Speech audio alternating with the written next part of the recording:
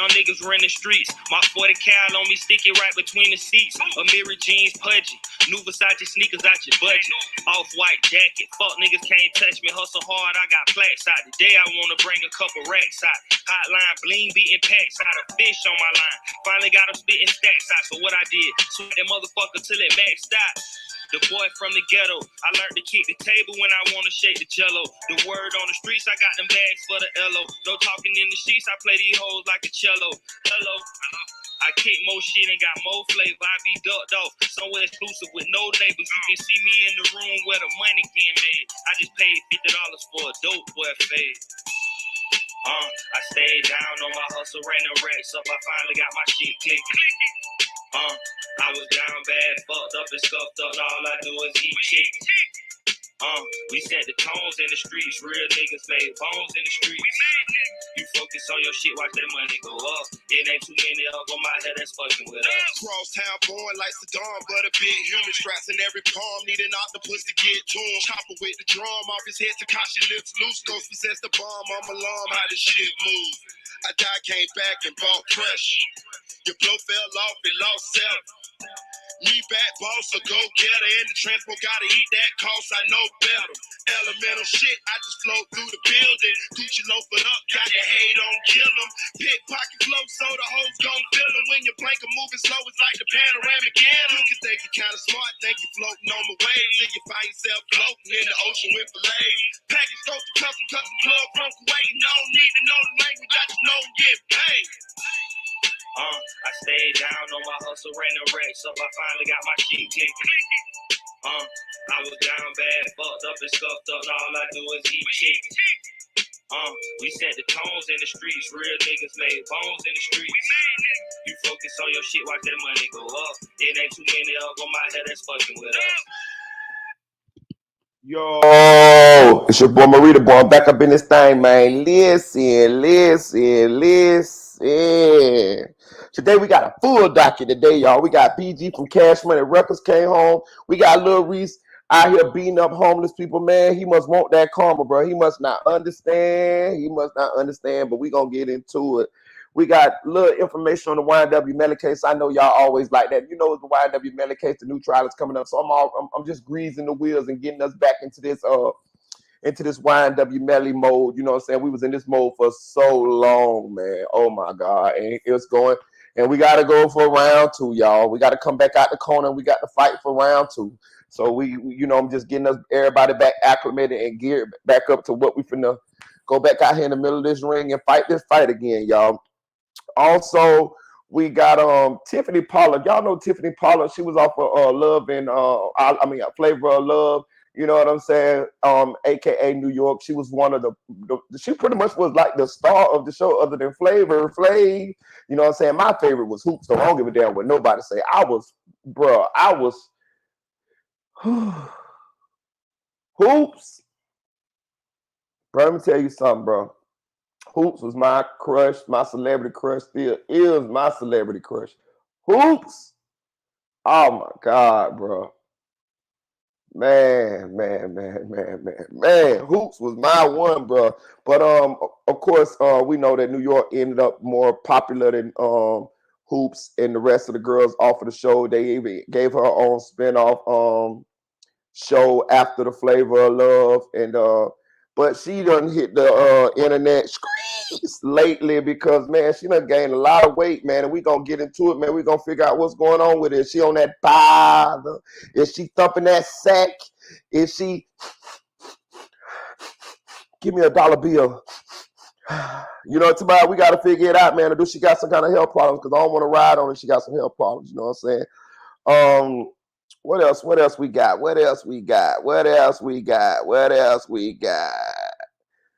We got Mama Duck going off on Rico Reckless. You know what I'm saying? I want to talk about Mama Duck because y'all know I'm a Mama Duck fan, man. I like Mama Duck, man. I really do. I like, you know, I just like her. You get what I'm saying? You ever see people and you just don't even know them, but you just like, man, I like them.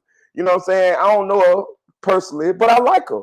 So Mama Duck came out and said that Rico Reckless, he been trolling Mama Duck. You know, Rico Reckless from Chicago, he a hella troll.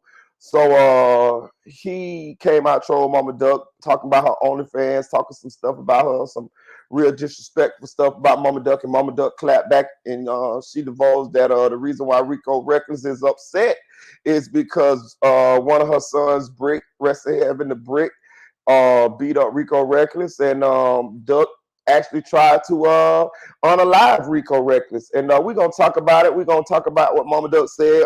Did she say too much? You know what I'm saying? We don't, I just want to talk about it because, right here I got to be critical.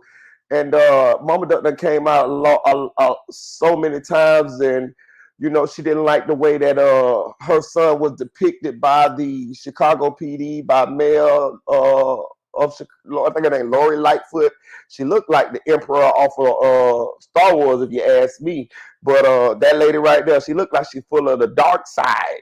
You know what I'm saying? But she painted Duck as a gang member and this and that, and then Miss Mama Duck, she didn't like that, and I understand. But I'm just saying, with her telling that Duck tried to unalive Rico Reckless because Rico Reckless was trolling, does that kind of like contradict her, the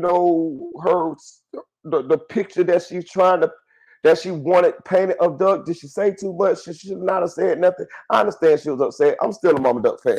You know what I'm saying? But I'm just saying I don't want to talk about it because it just stuck out to me that that she said that, on the internet. Also, man, we got a couple more hot topics that we're gonna talk about. If it get dry. Shout out to Ashley. Shout out to Nate said it. Screens. These screens. Shout out to Anonymous One. Y'all go subscribe to my boy Anonymous One channel, man. Shout out to Cody Lee. Appreciate you, yo, tapping in. Shout out to Real Always. Appreciate you, gang, for tapping in. Hit that like button on the way in, y'all. Hit that like button on the way in. Hit that like button on the way in. Before we get into these topics, I want to talk about something, because I'm gonna give people a little time to get up in here, man. I'm gonna give people a little time to get up in there. So we got a little warmer up topic. I'm gonna run through these topics real quick. Y'all ain't gonna have me up all night. I gotta go to work at 4 in the morning. I'm off one of my jobs, so that's why I got a chance to jump in and do this live for y'all. But I got some. I had went and looked up the definition of clout, y'all, because if y'all watch me, I posted on my community wall and I proposed the question. I posted a definition of clout. And I posed the question. Let me see what it said. The definition. I'm gonna read this to you guys, right? I should put it up on the screen, shouldn't I? Let me see. I'm gonna put it up on the screen for y'all so we can go over it, because I want to talk about it. It was very interesting. Because I've been thinking about a lot of stuff, and I've been felt like we might have been using clout a little bit out of context, and it just came over me to Google what the definition of it was. And I found the definition, and I just want to talk about it real quick here. Let me drop this banner. Is that the banner I want to drop? Right, that's the banner I want to drop. Okay, tenfold. Right, so here go the definition of clout, right? It says informal, heavy blow with the hand or hard object, a clout on the ear. Okay, cool. It says informal, influence, power, especially in position of politics or business. I knew he carried a lot of clout. This is the way that we use it in the hip hop culture. We use it with this one. Clout, meaning influence, power, pull, weight, sway, leverage, control, say. And say, that means like say so, right? So shout out to Ashley too, because Ashley actually, her comment in my comment section was actually definitely, shout out to Sante Anna, appreciate you. Her definition of clout, well, her explanation of clout was definitely spot on with mine, right? And she was pretty much saying that it's not a bad thing to want to obtain clout, right? The bad part about it is, or what can be perceived as the bad part about it, is how you go about attaining clout, right? Shout out to my boy SLK, something like clout, because that's why we talk about too. Hit that like button on the way in, y'all. We're going to get into it. So people like to throw around this term clout chaser, right? And they throw it around like a derogatory term. They throw it around like it's something bad, right? And I've been in my mind wanting to go down this rabbit hole and think about it, because it just, when I initially hear people saying people clout chase and all this and that, it just didn't never sit right with me, and I needed to get some more information before I made an opinion. But just my common knowledge of the meaning of clout and the way the world works, I just knew something just wasn't correct here, right? And this is what I want to talk about real quick. We like to throw around this term clout chaser like it's a negative thing. When if you try to do anything successful in life, you are going to attain clout by doing that. Not only that, clout is one of the goals in order to get where you want to go. Now, of course, financial stability, money, most of the likely is the main goal when you doing something business-wise. But clout also is one of the goals. Clout is one of the goals. So if you're doing anything business-wise, you're trying to like climb a ladder, climb a corporate ladder, grow your business, anything like that, you want clout. You want clout. It's a natural thing to want. You get what I'm saying? You know what I'm saying? Like I'm not saying it's a major thing that you want, but it could be. And what I'm saying is, wanting clout is not a bad thing. It's a bad thing how you go if you do nefarious and negative things to obtain the clout. But the clout is a goal. It's really necessary. You feel what I'm saying? Like, I understand some people might just say they just want the money, but obtaining large sums of money, clout comes with it. You get what I'm saying? Okay, put it this way. Or either obtaining some sort of level of success, leveling up. Clout comes with leveling up. So clout is not necessarily a bad thing. Okay, so I remember one time, I started out at a construction company, right? I started out sweeping the floors, on God. I made my way all the way up to the youngest black foreman, construction foreman in a $4 billion company. This is the goddamn truth. Me, I did. I didn't know how to do shit. I think I done told y'all this story. I don't know how to swing a hammer. I don't know how to paint. I don't know how to do no drywall. I don't know how to carpentry. I don't know how to do shit. But I know how to motherfucking delegate, and I know how to finesse, and I got the gift of gab, and I could finesse my way to a lot of motherfucking places if you put me in the room. And that's what I did, right? And I did it, and I made it. And when I went from the broom to a foreman, clout came with it.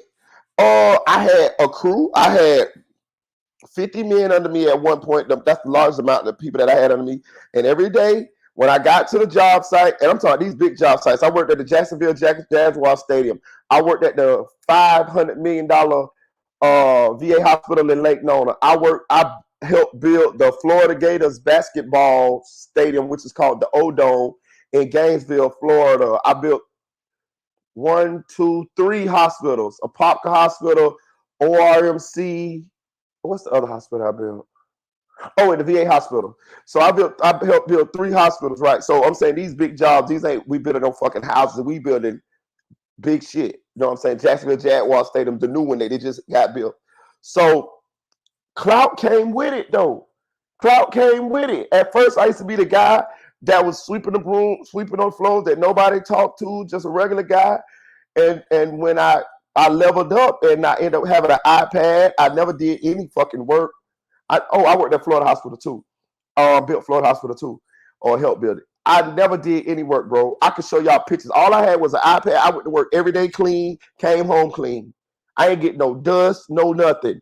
Brand new, up to I look brand new clean every fucking day. iPad. All I did was told people what to do, looked at the blueprints, tell them take this wall down, tell them move this wall back 3 feet, rebuild this over here, bring the drywall in. That's all I did, told people what to do. And I didn't know how to do none of that shit. My point is about the clout though. The same people that I used to work with, because there was some people that started with me that was on the broom, and then when I leveled up, they were still on the broom, and I had to level up. They looked at me different. Clout came with it. They had to do what I say now.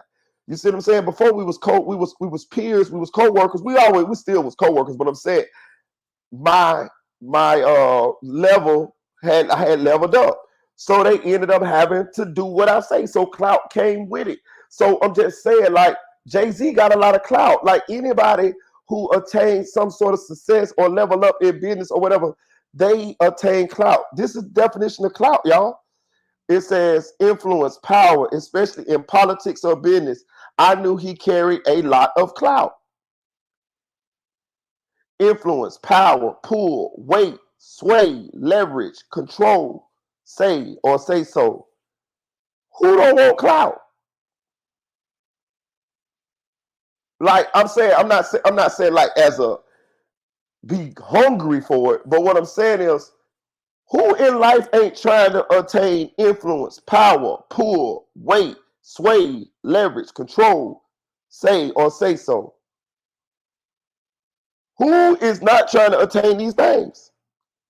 Influence, power, pull, weight, sway, leverage, control, say so. Shout out 772 Funk Express. Damn. Welcome home, baby gangster. Straight up, welcome home, BG. But I'm saying, who is not trying to attain these things? I'm going to say this. If you are not trying to attain any of these things or a combination of these things in life, I'm gonna question whether you have any kind of drive in you. And I'm a question how successful you really can be in this life. Because if you don't have no influence, no power, no pull, no sway, no weight, no leverage, no control, no say or say so, I question whether you can climb any ladder to any level of success. I mean, I could be wrong, but that's in my opinion. If you don't have any of a combination, or you don't try to strive for any combination of these things, I question whether you gonna ever be successful in anything. So I said all that to say this. I think we throw around this clout chaser term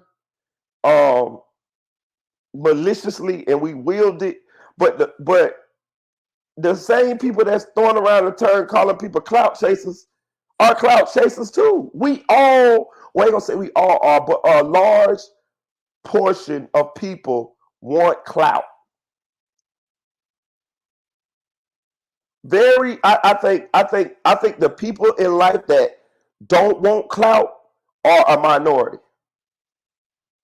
Everybody chasing, well, I ain't gonna say everybody, a large majority of people are chasing a dream. They are chasing a better life, financial stability, wealth, these things of success, these things of that nature. And with those things, and with chasing that clout comes with it. Naturally. Your workers gonna look at you different because you the boss man. You ain't got to throw your weight around at all. They just know you the guy that run everything. You the guy that cash the checks. So you have clout. You have power, influence, pull, sway, leverage, control over those people. Shout out to SLK. I already gave you a shout out. Soon we came in with the clout. Camille Kimber say, I'm glad we got rid of all that BS in the chat for real, man. But yeah, so I just want to run that by y'all real quick. Like people call people clout chasers, but I think I think they just throwing it around as a derogatory term. And if you don't know what the meaning of the term is, or you don't know where you how am I trying to say, you don't know that clout. I think they throw it around like you shouldn't be trying to get clout. You get what I'm saying? No, nigga, you should be trying to get clout. You should be trying to get influence, power, pull, weight, sway, leverage, control over something. Your business, something, nigga. Because if you can't get none of that, I question whether you're gonna be successful in this life. I'm just being real. Unless you a Buddhist monk, unless you Buddha, that's the only motherfuckers that don't give a fuck about no clout. Them monks. And even they got clout. How the fuck we know about Buddha? Because he did it better than no other. He got clout for that. He on another level. Nirvana, what they talk about. Clout. It comes naturally with success, is what I'm saying. So I think the bad part about, or what could be perceived about the bad part about life, about clout, is if you go about getting it in nefarious, low down, dirty, sneaky, underhanded, negative ways, but just wanting clout or trying to achieve success or trying to achieve some sort of notoriety, because that's what it really is, notoriety. You know what I'm saying? For what you doing. Ain't nothing wrong with that. You don't want to be known for being, okay, a sports star. They have all pros in football. They have the Pro Bowl. They have all stars in basketball. That is clout. That is, I'm better than the rest of these people at doing what we doing. That's clout. I'm on another level other than you. I'm better than you. That's clout. Who don't want to be known as the best at something? I don't give a fuck if it's flipping hamburgers. Bitch, I'm the best hamburger flipper at McDonald's in the motherfucking world, bitch. I'm in the Guinness Book of World Records. I can flip these motherfucking patties at 2.2 seconds, nigga.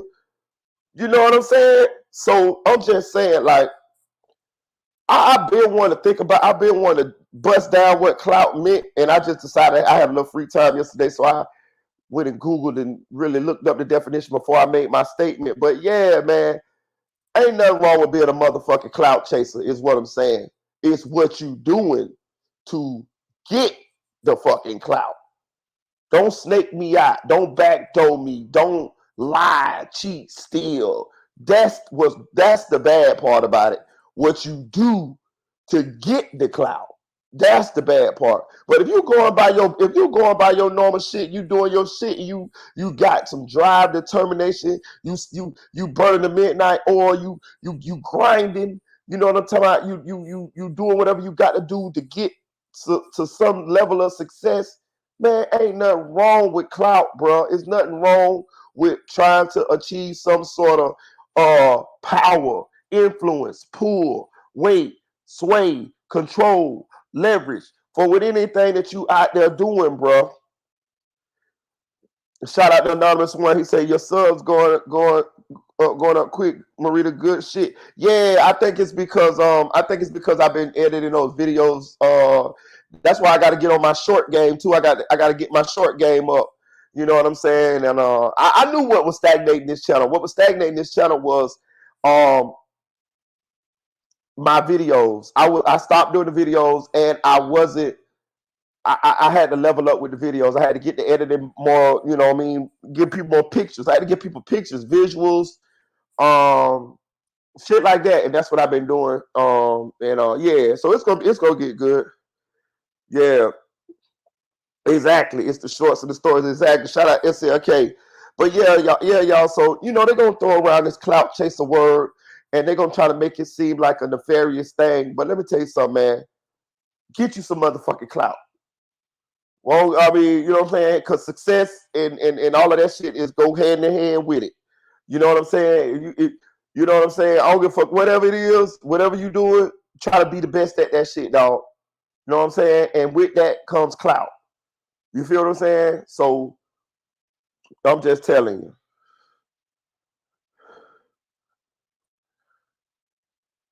Yeah, Poetry 2008, someone made a good point about looking up the meaning of humble, interesting contrast. Okay, let me see what this shit. Let me see what this. I don't know. Let me see. Let me see real quick. I got the goddamn. I ain't trying to let y'all see that goddamn. Let me see.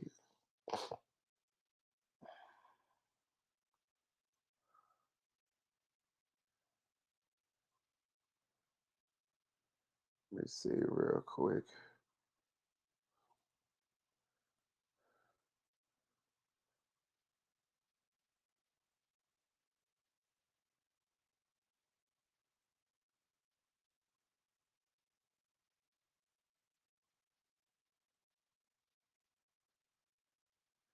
Damn. So it said the definition of humble. Number one, having or showing a modest or low estimate of one's own importance. Okay, let me say that one more time. Having or showing a modest or low estimate of one's own importance. I get that one.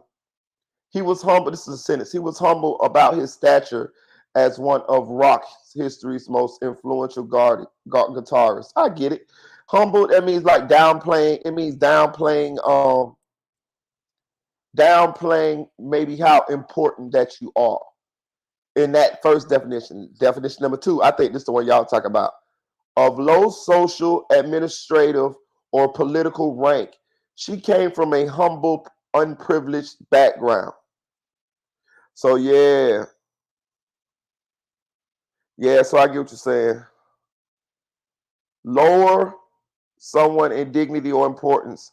I knew he had humbled himself to ask for my help. Yeah, I see what y'all saying. But it got like three definitions, and two of the motherfuckers is definitely not what I want to be known for. Not a one, not and I like to think I'm a humble person, but I'm gonna tell you one thing about me. I'm humble until you try to flex on me. You try to flex on me, bitch. I'm the bitch. I will that humble shit will go out the window quick, nigga.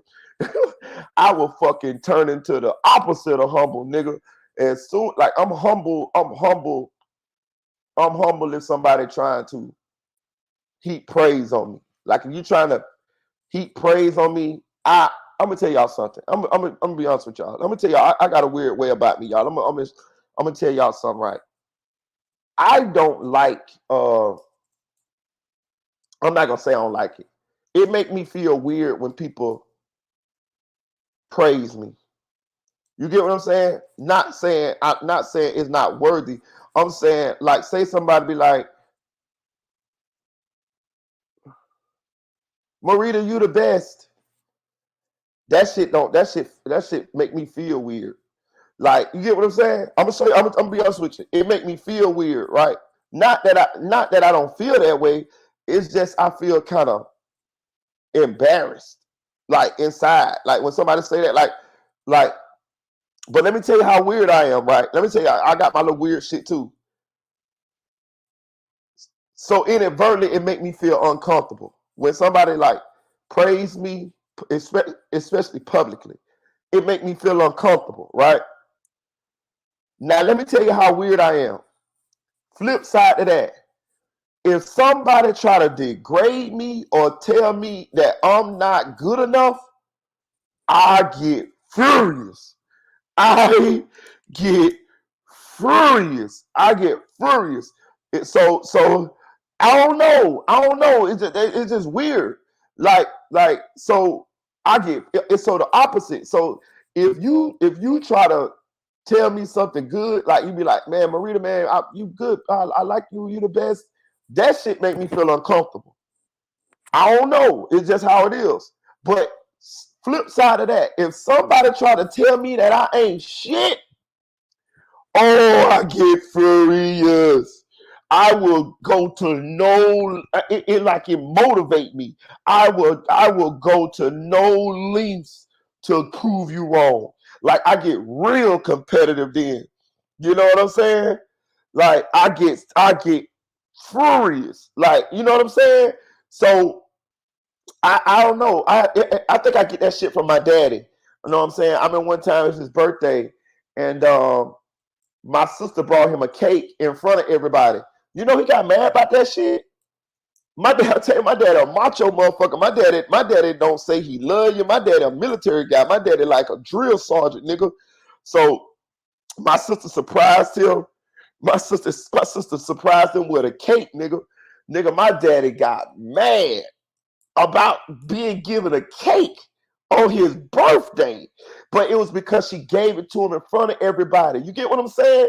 He felt funny, and I think I get that shit too. You know what I'm saying? Like, you don't got to tell me, like, you don't, I can't explain it, bro. It's weird. I just know that about myself. Like, if I fuck with you, I fuck with you. You don't got to never do that. Like, I know you fuck with me from your actions. You feel what I'm saying? Like, you don't never got to like kiss my ass. You get what I'm saying? Like, I don't like that shit. Like, I don't like that shit. Like, I hate that shit. You know what I'm saying? Like, I just rather us just be regular.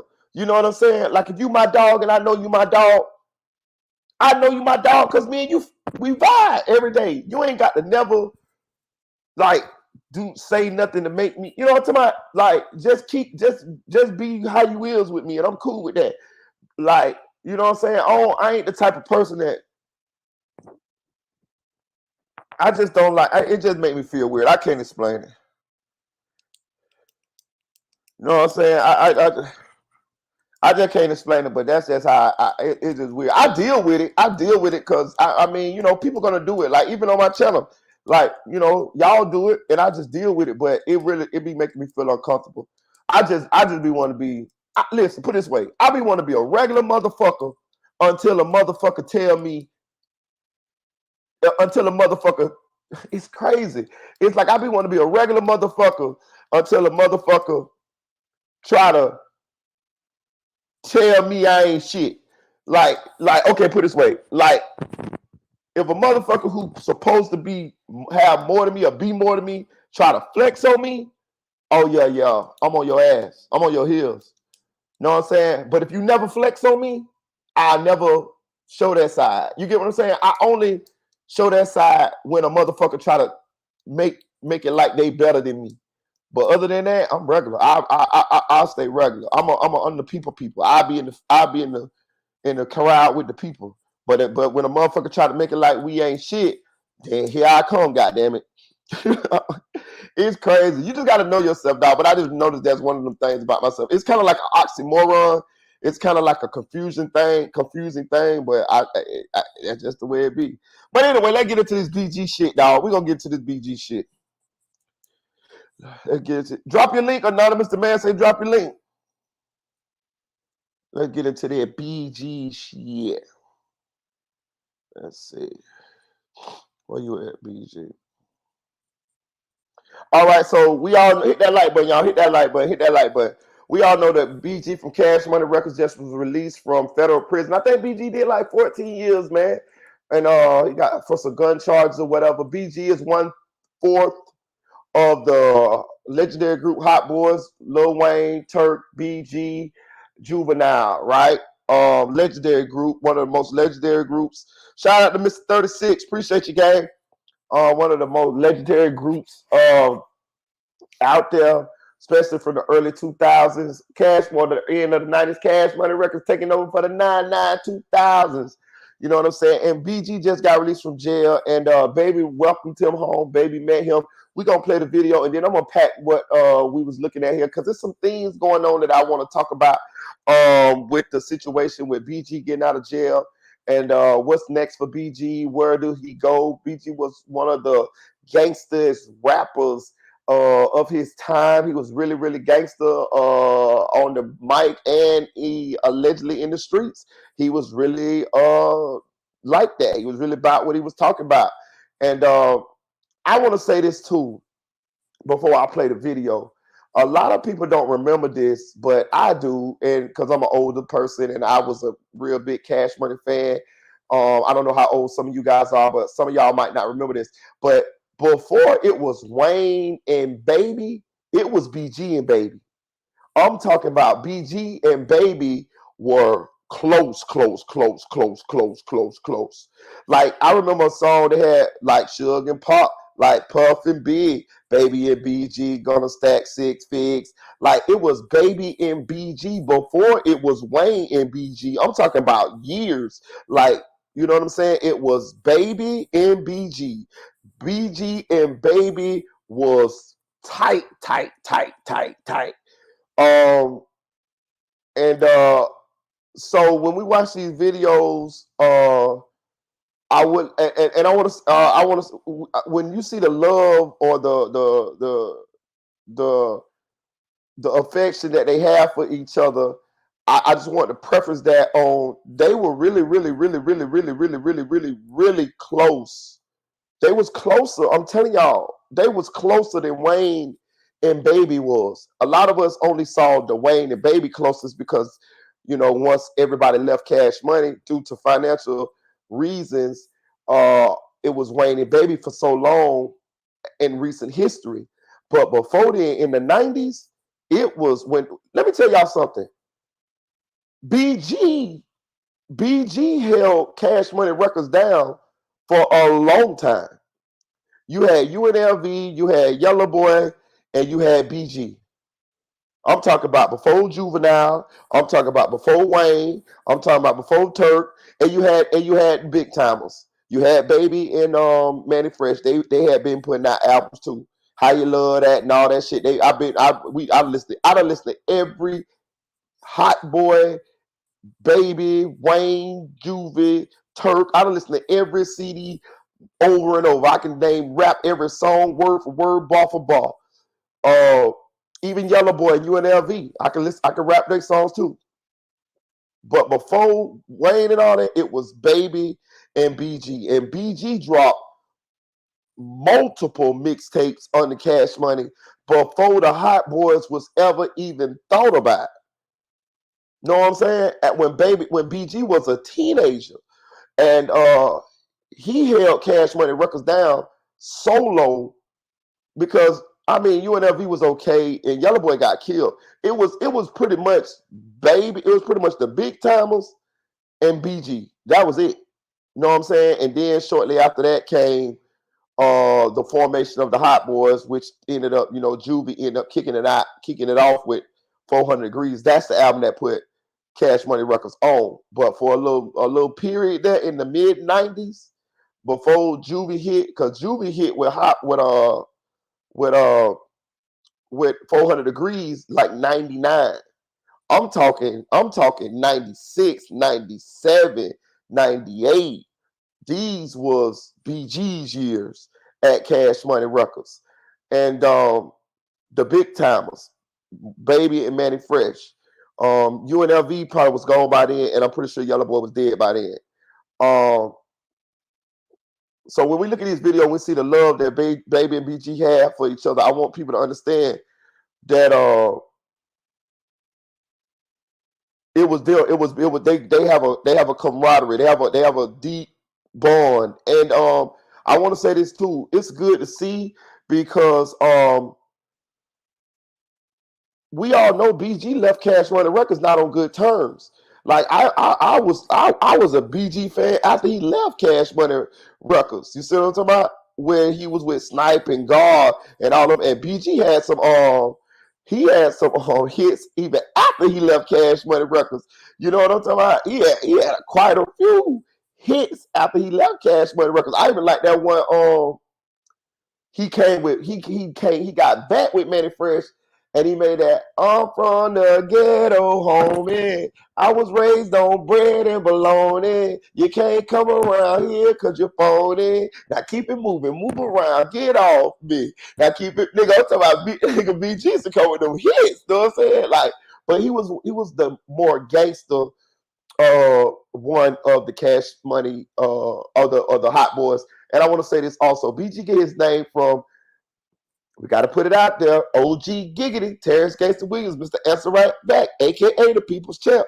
He was the original gangster. That's why his name is Terrence Gangster Williams. And those boys, and he had a real rep. He had clout. Okay, we was talking about clout. And we all know that Terrence Gangster Williams was like that. Shout out to OG Giggity. OG Giggity had commented on one of my videos when I did that video on OG Giggity. Shout out Mr. Answer Right Back. He damn sure answered me right goddamn back too. He was the first comment on that video I made. But shout out to OG Giggity.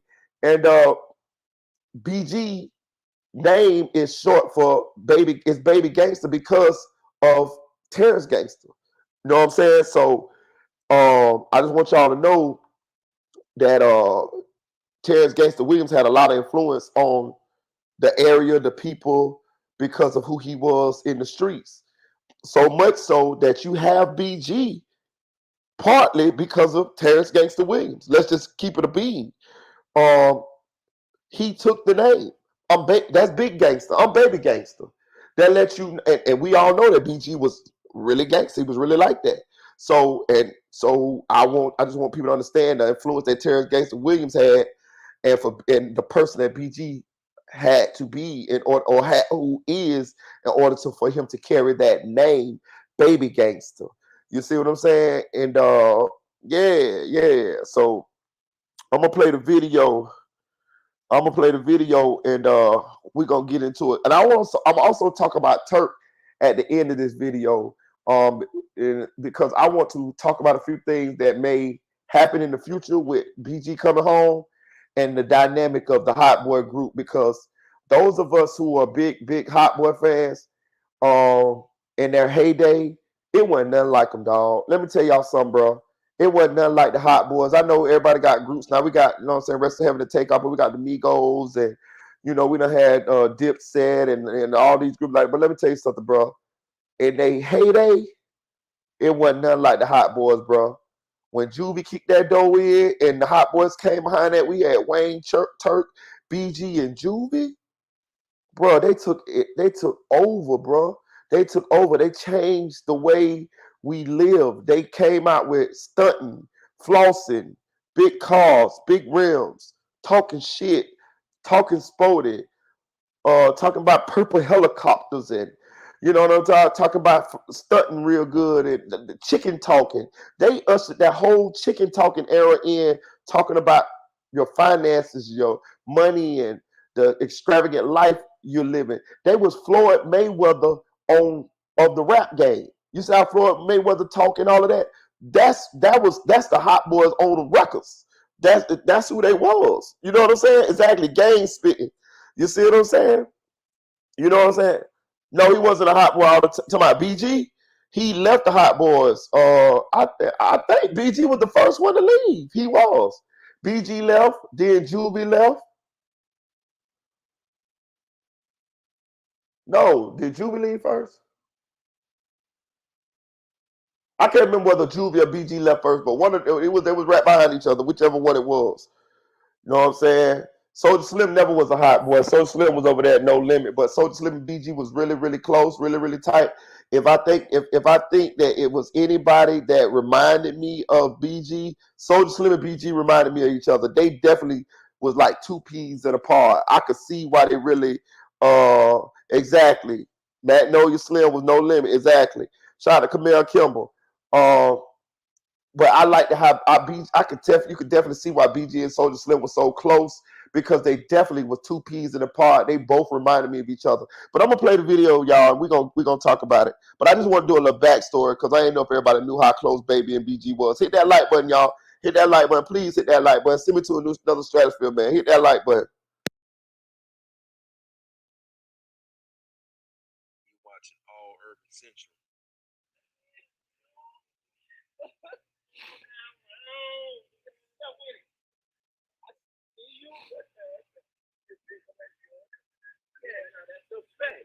I ain't had no life sentence. I had a life sentence. You heard me?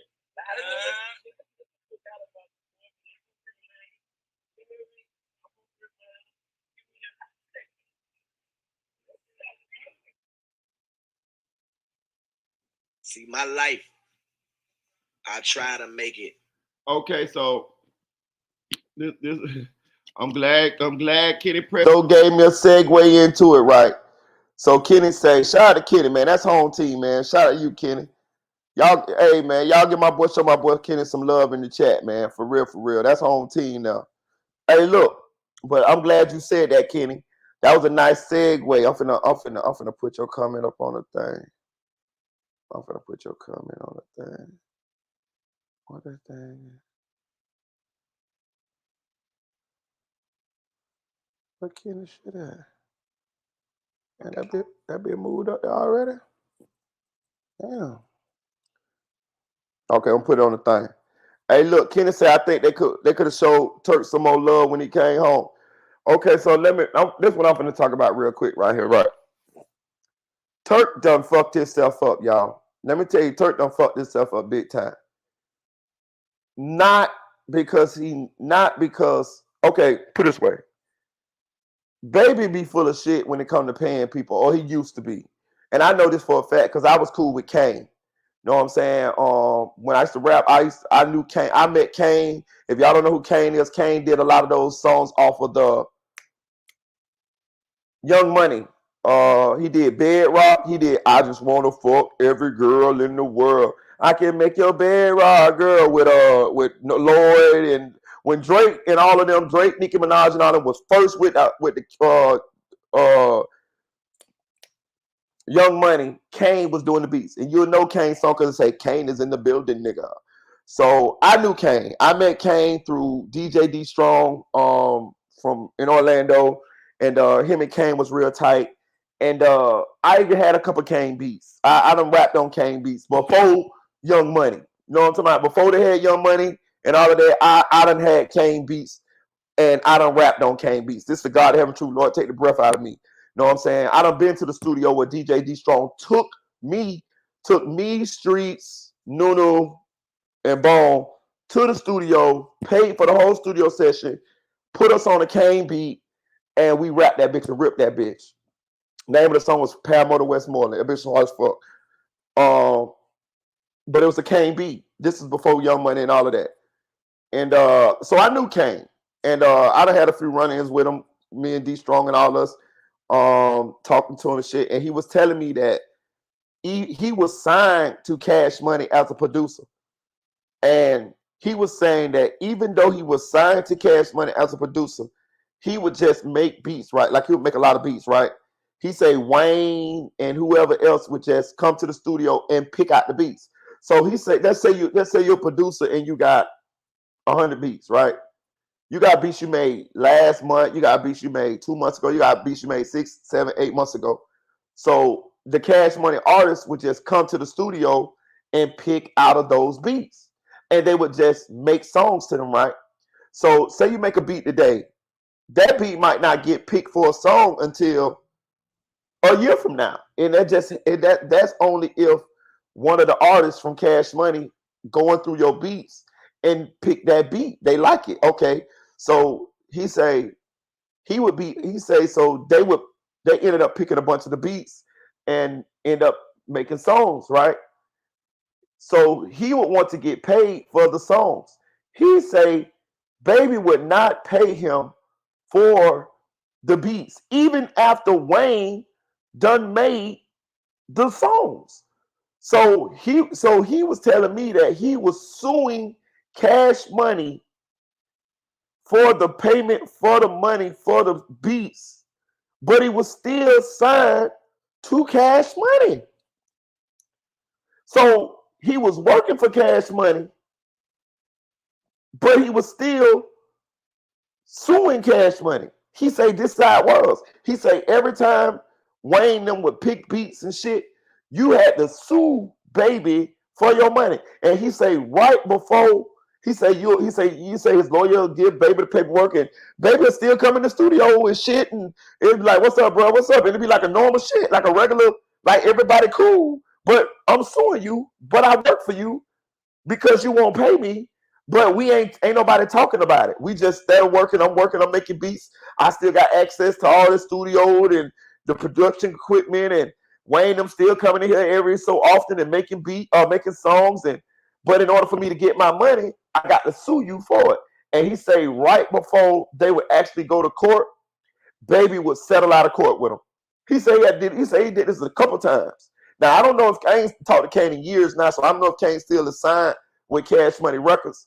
But what I'm saying is, this was Baby's practices. That's why when Rick Ross came out with that song "Idols Become Rivals," and he was saying how Baby did Scott Storch and how Baby did Khaled, I knew it was true because I had already been talked to Kane about it years before Rick Ross aired him out.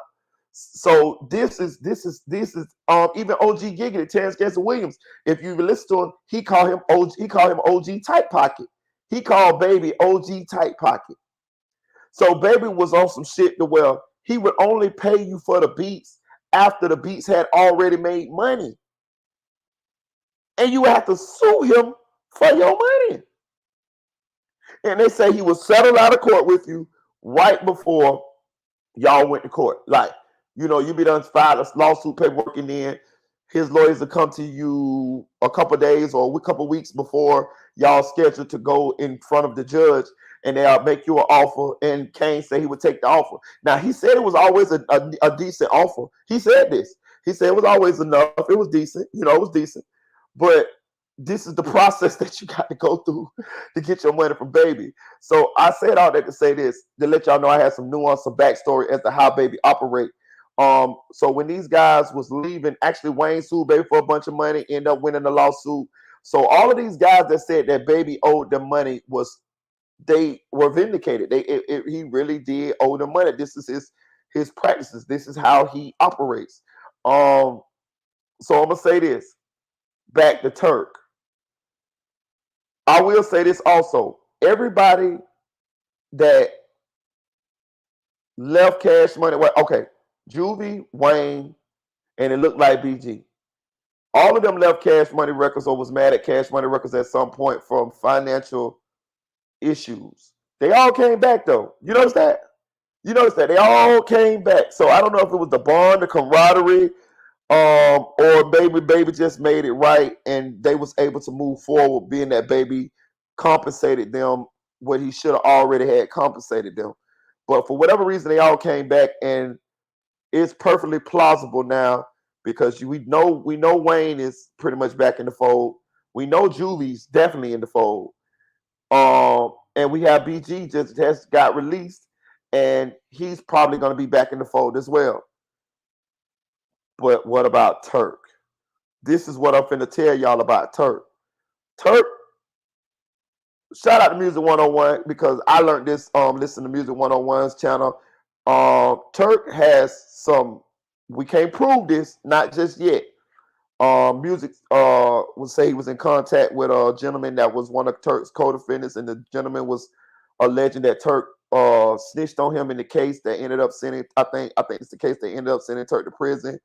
And but Music said the guy was supposed to generate some paperwork, but he started, kind of like waffling on that, and the paperwork never was generated. So we cannot prove that. But it's those allegations behind Turk, and it's also Turk got some rainbow allegations, some zesty allegations, some alphabet community allegations going on, and it's like rampant, like.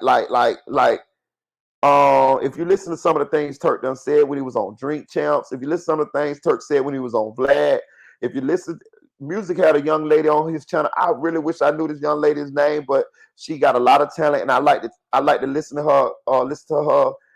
She definitely had a New Orleans, Louisiana accent, and she knew a lot about the personal situations between some of the hot boys and some of the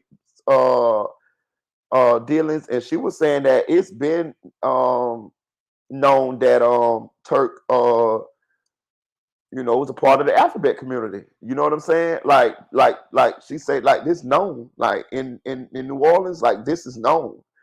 And if you I don't know that for a fact. I will say that I cannot say that man is a part of the alphabet community, but I'm gonna say this: he definitely got a lot of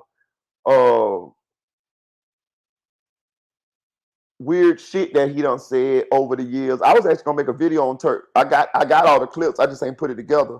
Where he said certain shit that could be questionable. I could raise my eyebrow like zesty shit. You know what I'm saying? And it's rumored that Turk was actually in a club with, I forgot who it was, but it was somebody that was had a little notoriety too. I think it was somebody that was from Louisiana, but that was an artist as well, like a bounce artist or something like that. And the artist was zesty, and they say that Turk and the dude was actually, horizontal mumboing. You know what I'm talking about? Like they was actually, you know what I'm talking about, doing, you know what I mean? Like, So I don't know if that's true, but these are the rumors. Now, hold on, I want to say another thing.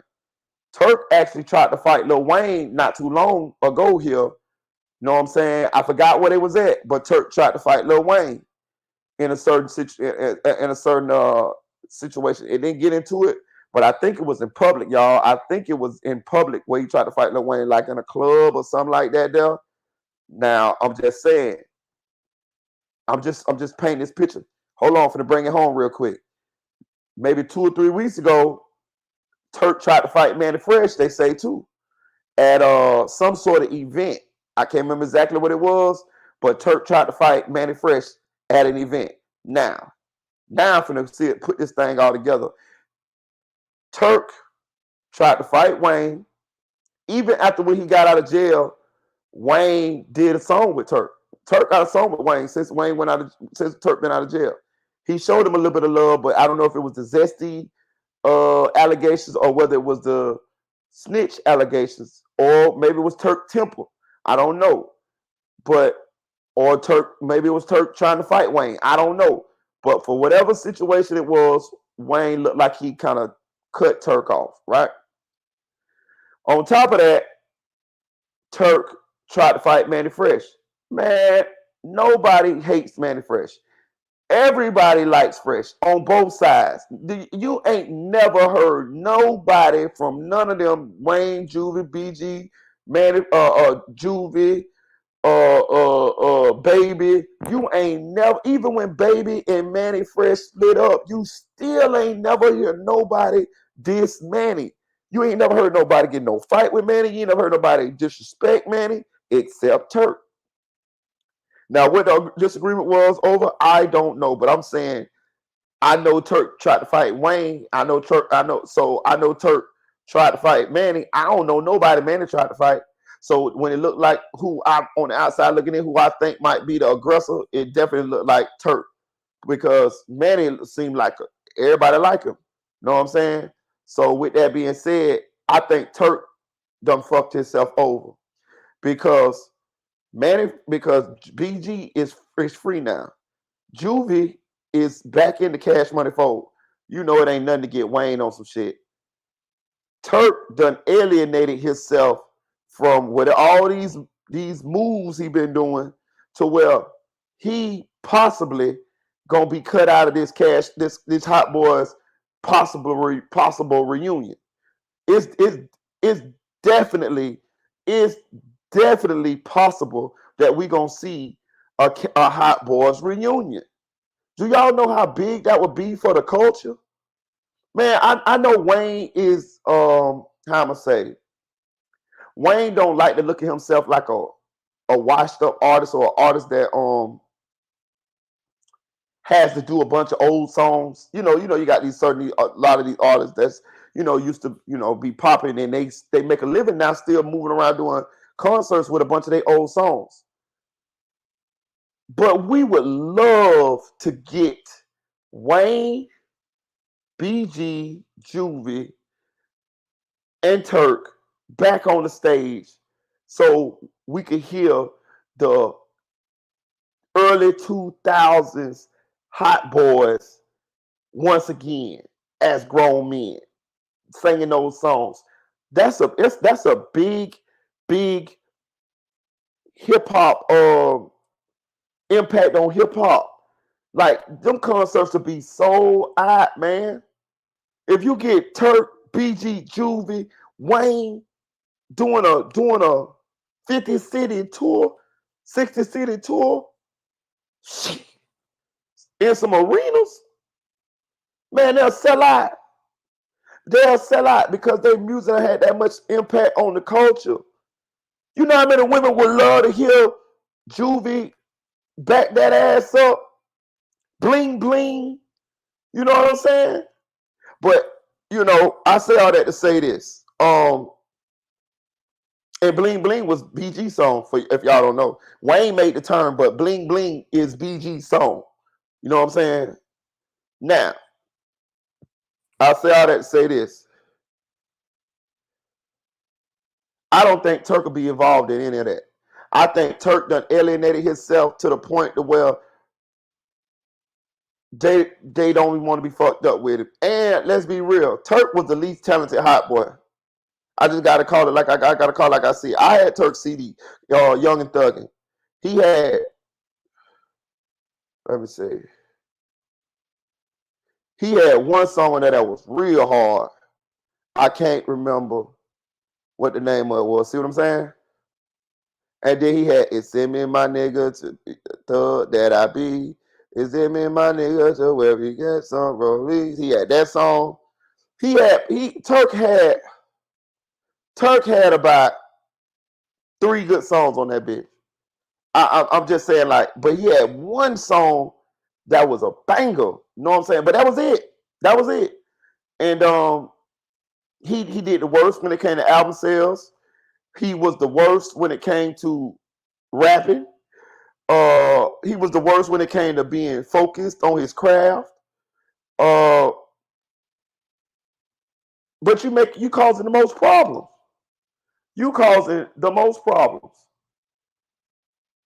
You causing the most problems. Shout out 60,000. Hey, homegirl. But you causing the most problems. You causing the most problems. But you got the worst work ethic. You the least valuable of the hot boys. So for that reason, I think that he will be not included in this Hot Boys reunion. Now, I got another question. I think BG, I gotta keep it a bean, y'all. I gotta keep it a bean, y'all. I gotta keep it a bean. I'm a blogger, y'all. I'm a blogger, man. I gotta keep it a bean.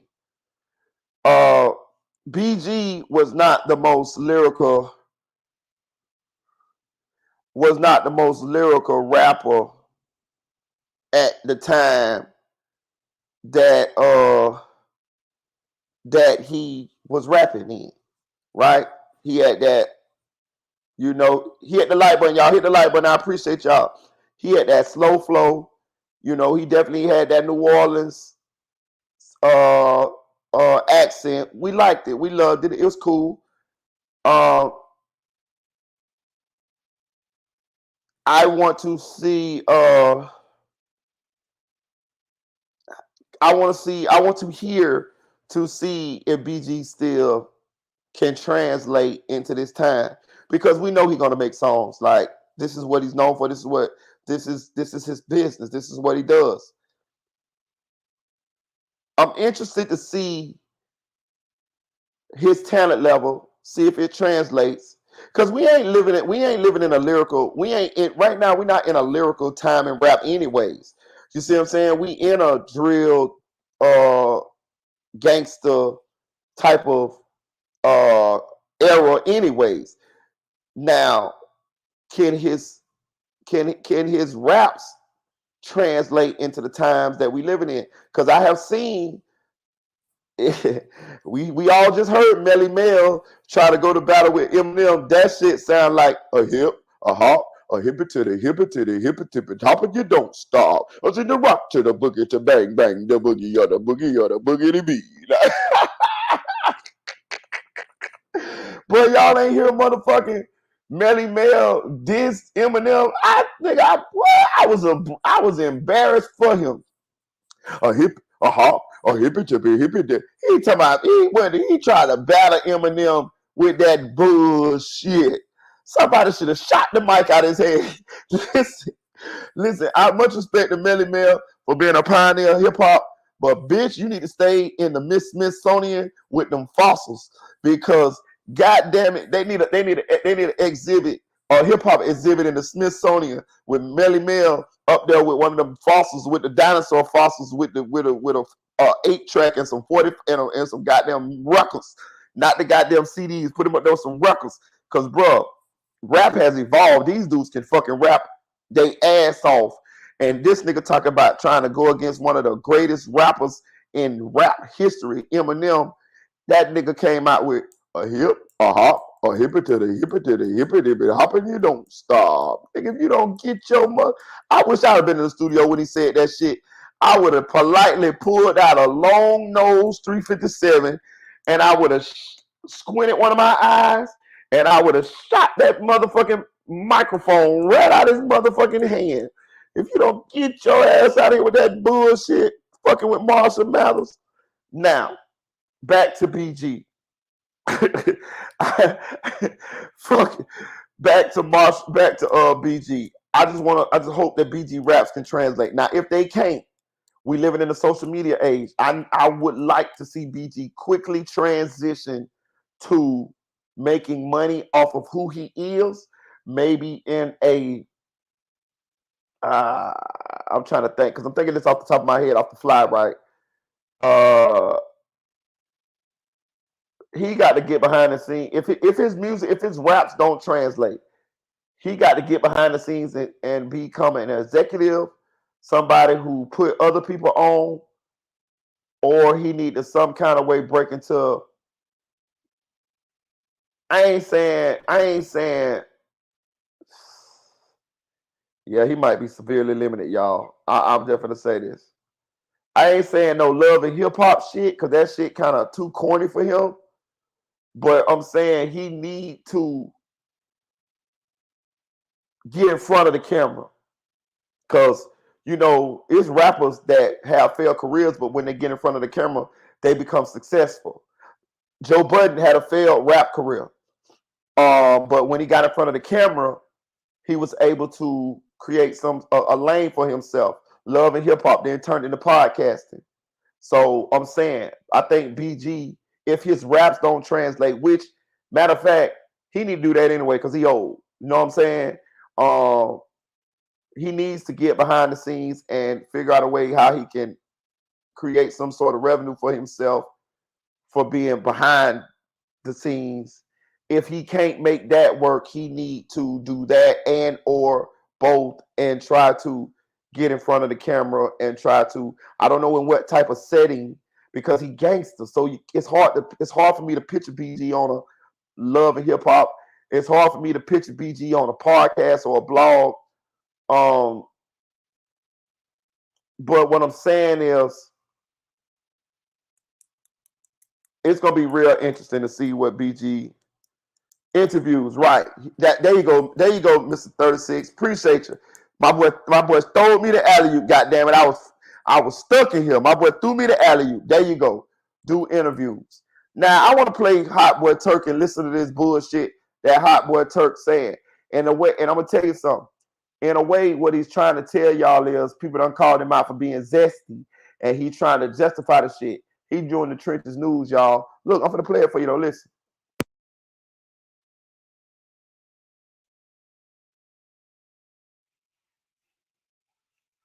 Reflect my belief.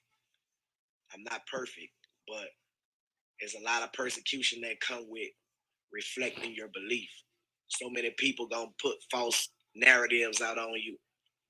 They gonna lie with no receipts, try to defamate your character, try to make you look like the bad guy. Y'all know how they do it, but I never had no receipts. So you can respond back to the bull crap, or you could just let your reflection of your belief shine. So I let my reflection of my belief shine. You know what I'm saying? So my character that the people see, I talk for me. I don't have time to deal with nothing that's negativity. So, um, Because when you're doing something good and a person that's a hater still can't congratulate that, they really just a hater at this point. You know what I'm saying? Cause let me tell y'all something I done learned, dog. And I know, you know, we are who we are, right? It never ceases to amaze me as the people that can justify, deflect, and not take accountability for the shit that they do. They will spin a goddamn story, goddamn it, like a merry-go-round to make themselves look like the victim when they get caught out there doing something wrong, when they are the wrong people, just to fucking justify the shit that they do. Now, he's sitting here making himself the victim. Nigga, you tried to fight Manny Fresh. Nigga, you tried to fight Lil Wayne. Nigga, you been laid up with the motherfucking he-she's, nigga. But now it's the people fucking with you. Now it's everybody fucking with you. See, this is why I hate when people throw around this hater term too. You got to know what a hater is. If somebody telling you some shit that you know you did, how the fuck is they a hater? Bitch, that's fact. If I saw you walk across the street and slap an old lady or slap that dude, and I tell you, I say, bro, you just walk across the street and slap that dude. Oh, man, you just a hater. How the fuck? I just saw you do it, nigga. This man got these allegations. I can't prove them, but I'm saying the people that I done heard, it's credible. I done listened to some of the shit he said on Drink Champs. I listened to some shit he said on Vlad. The shit suspect to me. But if people say this about you, okay, put it this way. I done been called fuck niggas, pussy niggas. A lot of times we called by chicks. That's how chicks from down south talk, y'all. When they get mad at you, they call you fuck niggas and pussy niggas and shit like that, right?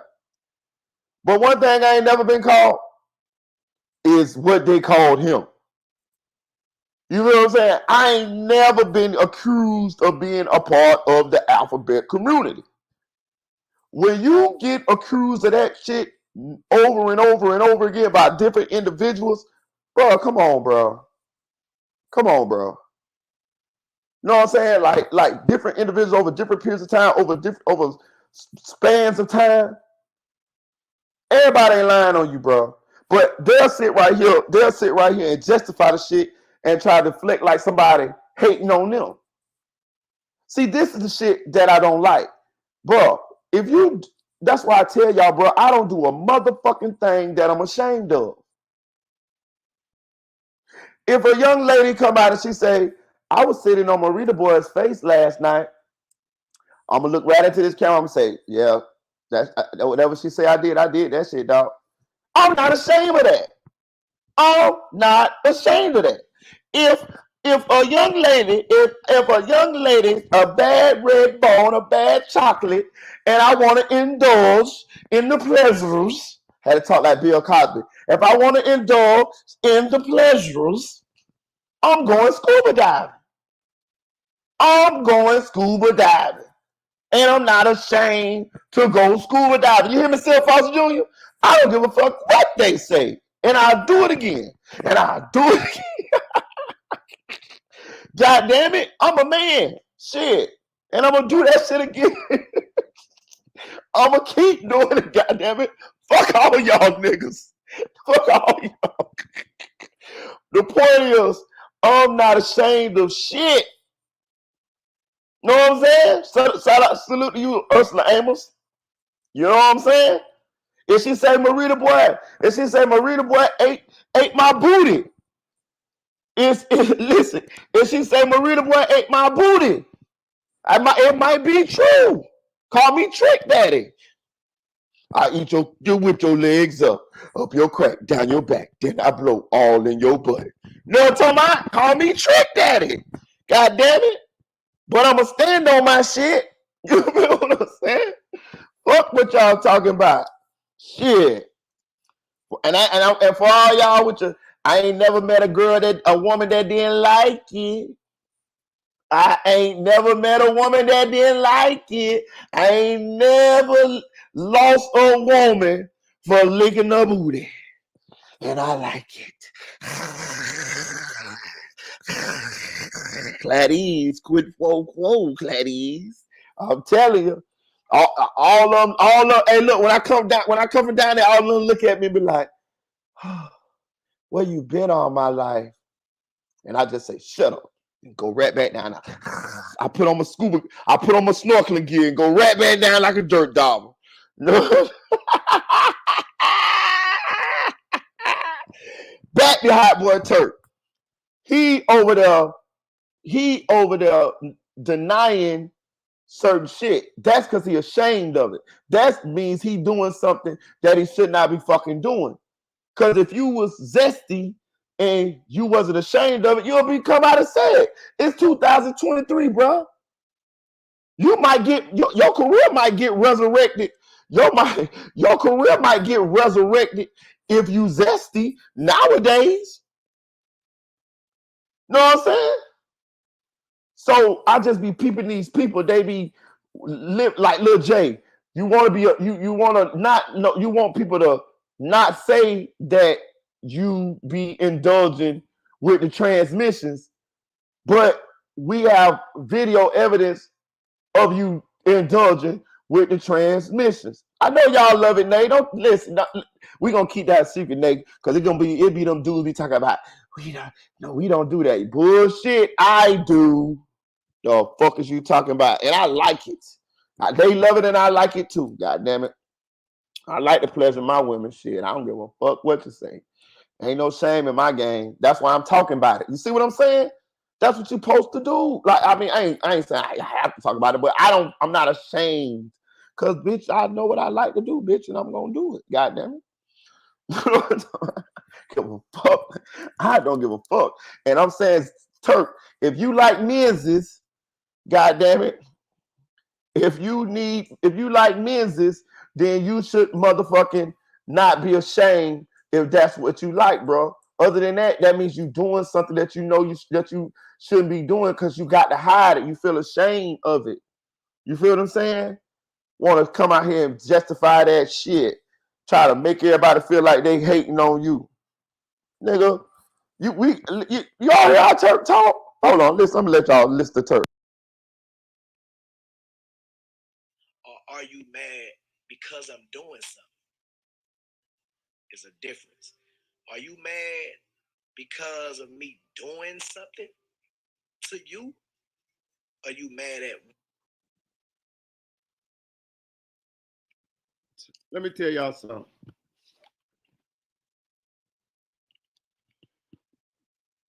Turk talk zesty.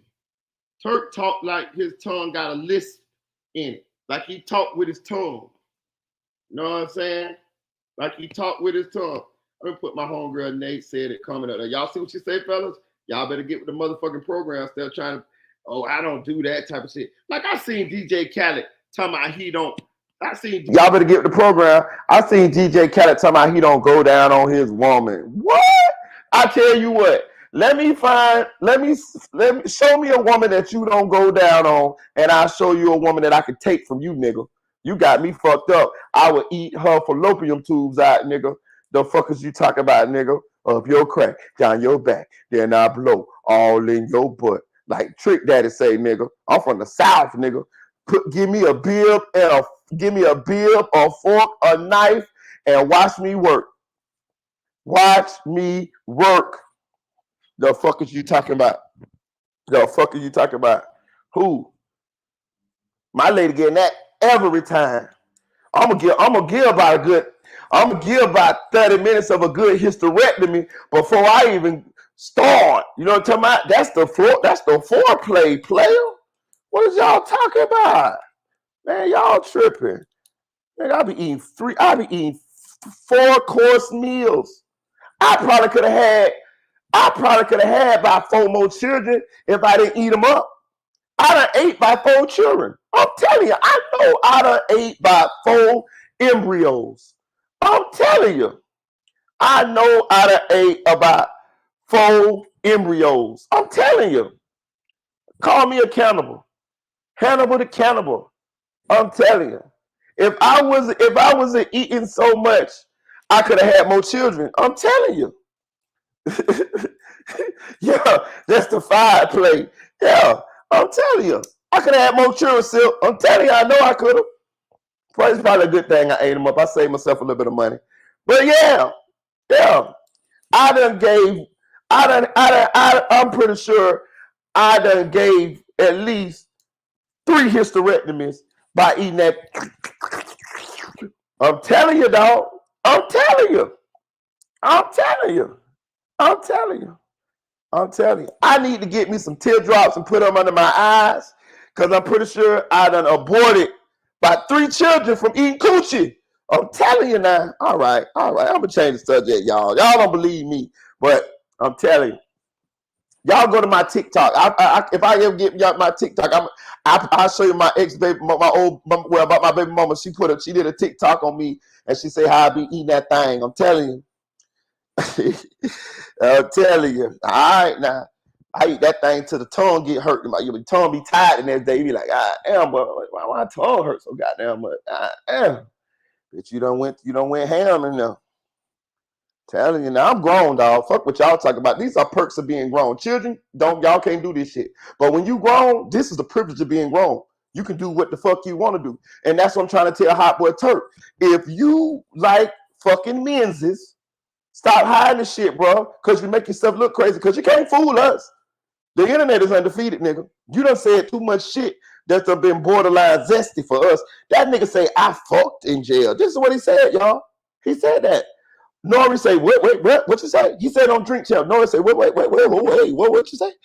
He say, I said I fucked in jail. Nori say, hey, you might want to be clarify that. You know what I'm saying? Because you know, when you say shit like that, we think about menses. This is on Drink Champs, y'all.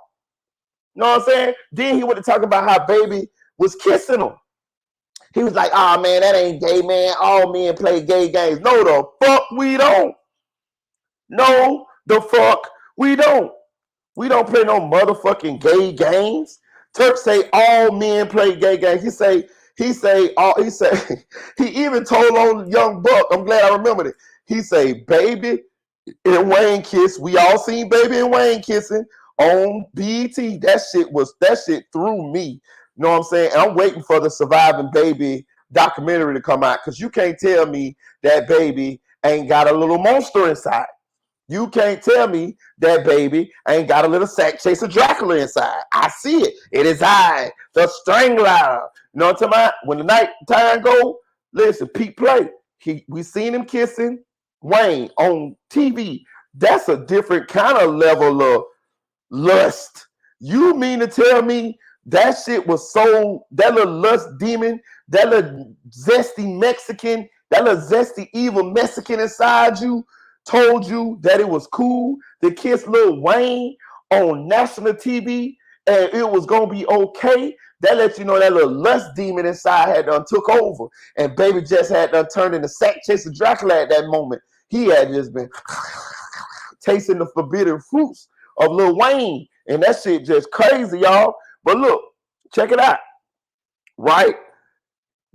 Turk say Juvie didn't do it. He said because Juvie was older. I wish I could play the video for y'all, but Vlad don't let you do the shit because Vlad will flag your shit.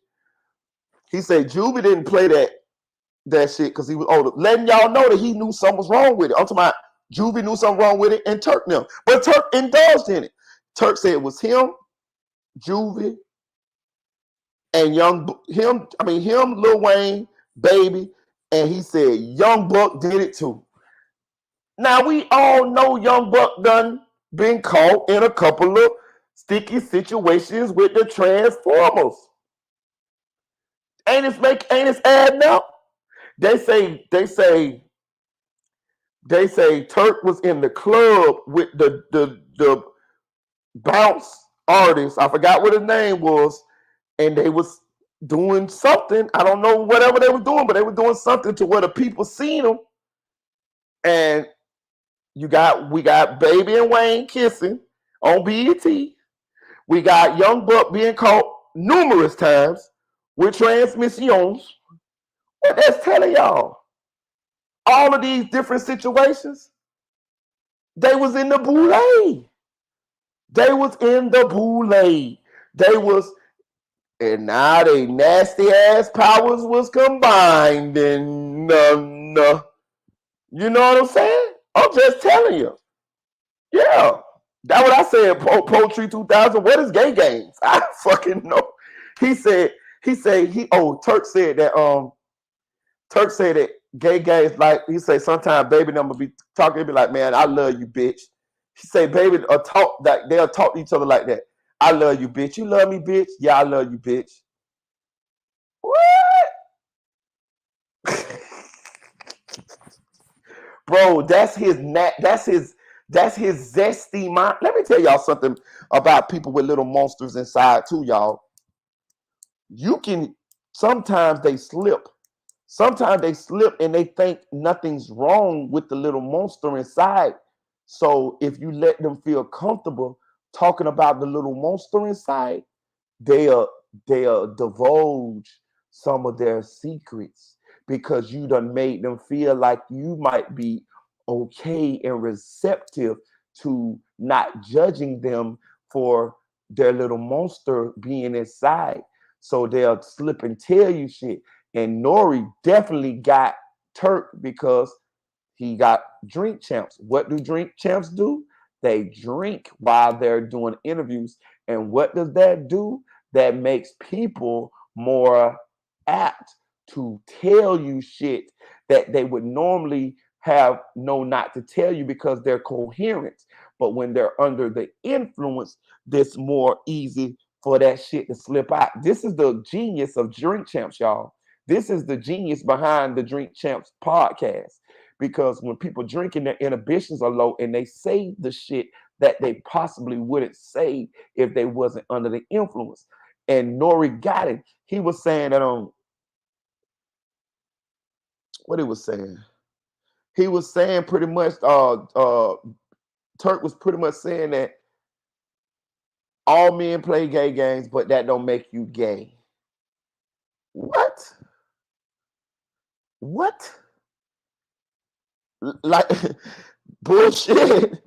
Bullshit. No, we don't, bro. But when he was saying that, and he was saying that all the mafia kiss each other and all, nigga, y'all ain't no motherfucking mafia. Nigga, you is not John Gotti. You is not Paulo Castellano. Nigga, you is not no mafia. And the mafia do not kiss on the fucking lips.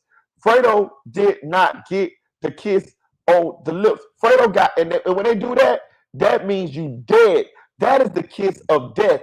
Michael Corleone kissed his brother Fredo because Fredo had tried to backdoor Michael, and Michael, when you get the kiss of death, that means you're finna die, bitch. That don't mean I'm finna go and try to blow your back out. No, it's about, that's what them niggas was doing. You feel what I'm saying? Like they trying to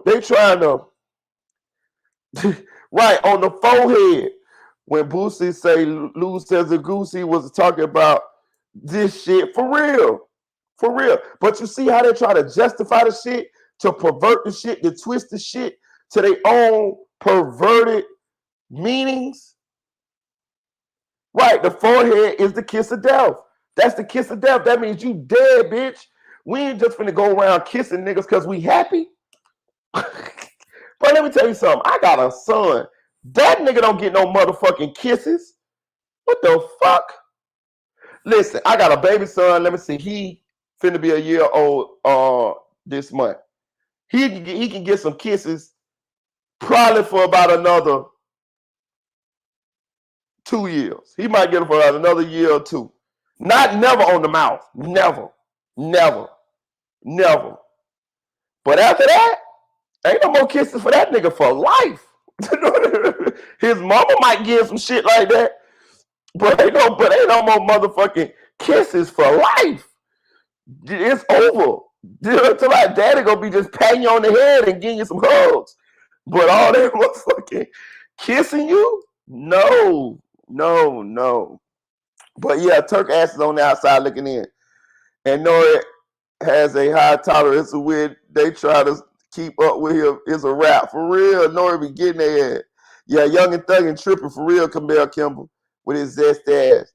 All right, look, what are we going to talk about? Okay, we got Lil Reese disrespect the homeless man, y'all. We're going to talk about Lil Reese, man. Man, Lil Reese, I'm going to say this, man. I'm going to say this, right? I tell y'all this, when I talk about these people, I don't judge them. I'm just giving my opinion, my commentary. If I don't like a motherfucker, I'm gonna tell you I don't like a motherfucker. Like if it get to the extreme where I be like I don't like a motherfucker for something that I see that they done did, then I tell y'all. Other than that, it's just me giving my opinion, my commentary. I don't know these people personally, so it's hard for me to have a strong feeling towards whatever these antics that these people be doing, unless it strikes me close to home, and that can happen depending on what they doing. Now I'm gonna say this. I say all that say this. I have done. I'm trying to think. Have I ever disrespected people? Hell yeah, hell yeah, hell yeah. I done did it. I'm trying to think. Have I ever did something like what Lil Reese did? I ain't never did that. But I'm saying I'm pretty sure I done beat up some old crackheads in my day. I beat up a lot of crackheads in my day, to be real with you. When we was out there hustling, I'm be honest with you, we beat up a lot of them. A lot of them. Was that shit wrong? Sometimes. Sometimes the bitches stole our dope. Sometimes them bitches ran off with our money. Sometimes them bitches pulled finesse moves on us. But sometimes we just was frustrated and we just beat the motherfuckers up. Not just straight up jump on them, but I'm saying like, how I'm gonna say? I'm trying to think of a scenario where we done got into it. You get into it with a crackhead. Sometimes crackheads will try your patience. Like they'll try your patience. They'll be like trying to be 3/4 slick, but they'll be trying to play like they not being slick, but they is being slick, but you know they being slick, but they trying not to be. They trying to play like they not being slick, but they really being slick. So sometimes we just jump on them like that. You know what I'm saying? Was it right? No, not hindsight 2020. Not the age that I am now. Not me knowing what I know now. I say all that to say this. I'm not going to judge Lil Reese for what he did, but he was wrong as fuck. Just like I was wrong for the shit that I did, he was wrong as fuck. You know what I'm saying? Right. They say they got 50, it come with 15. Yeah, exactly. That type of shit. Like, you know what I'm saying? Like, yeah. You know what I'm saying? Like, we done beat a bunch of them, bro. We done beat a bunch of them. Yeah, one time I got I ain't gonna tell that story, but one time when I got me good, bro, I ain't gonna cap. I had to come back and beat him with a board. That bitch ain't got me good. Shout out to Leroy. Shout out to Leroy. My boy Leroy. You know what I'm talking about? Yeah. Hey, look, I ain't gonna cap. I'll tell you, one time I got into it with one of them, bro. I had to come back and beat him with a board, bro. I'm telling you, that crackhead wasn't going just like that. I sent him to the hospital, but I had to regroup. I'm just say, hey, SLK. I'm just say it like that. I had to regroup. Abort mission. We need reinforcements, goddammit. You know what I'm saying? He wasn't going. He wasn't going. You know, normally you'll get one, they be going. He wasn't going just like that. Shout out, me and him end up being cool, but after I sent him to the hospital, I got his ass though, because I had to win. No matter what, I had to win. Yeah, we gonna type in Lil Reese, man, and see what Lil Reese did. But yeah, Lil Reese was wrong, dog. It's a little short, little clip.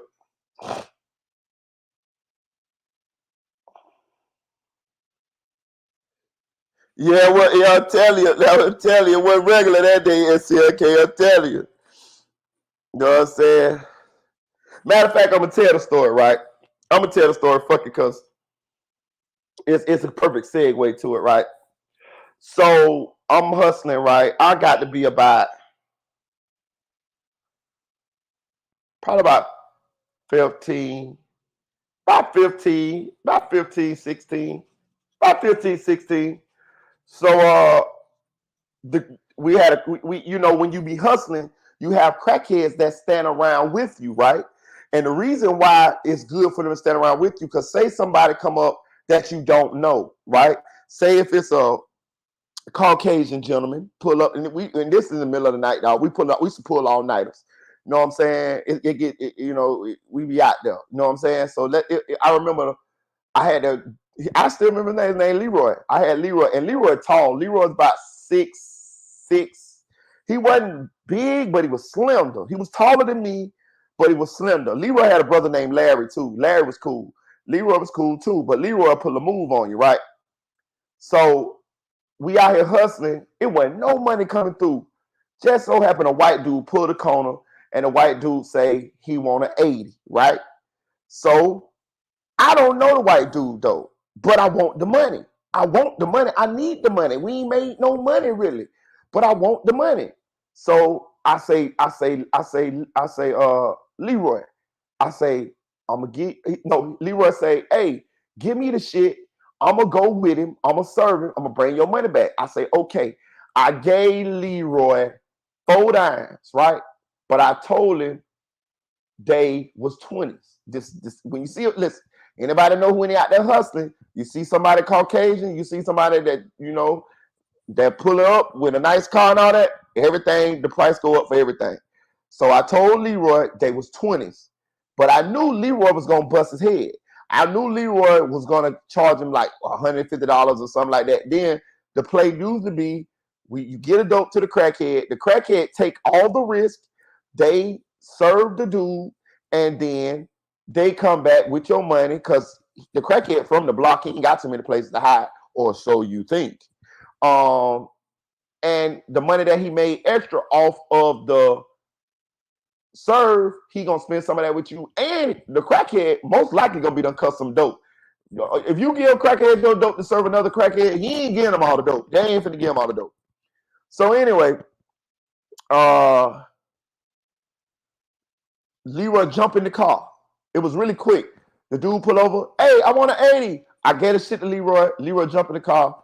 Leroy haul ass. I tell Leroy to play. Leroy haul ass get in the car. They bent the corner. Now I'm standing out there on the block. This whole process shouldn't take no longer than at the maximum 10 minutes.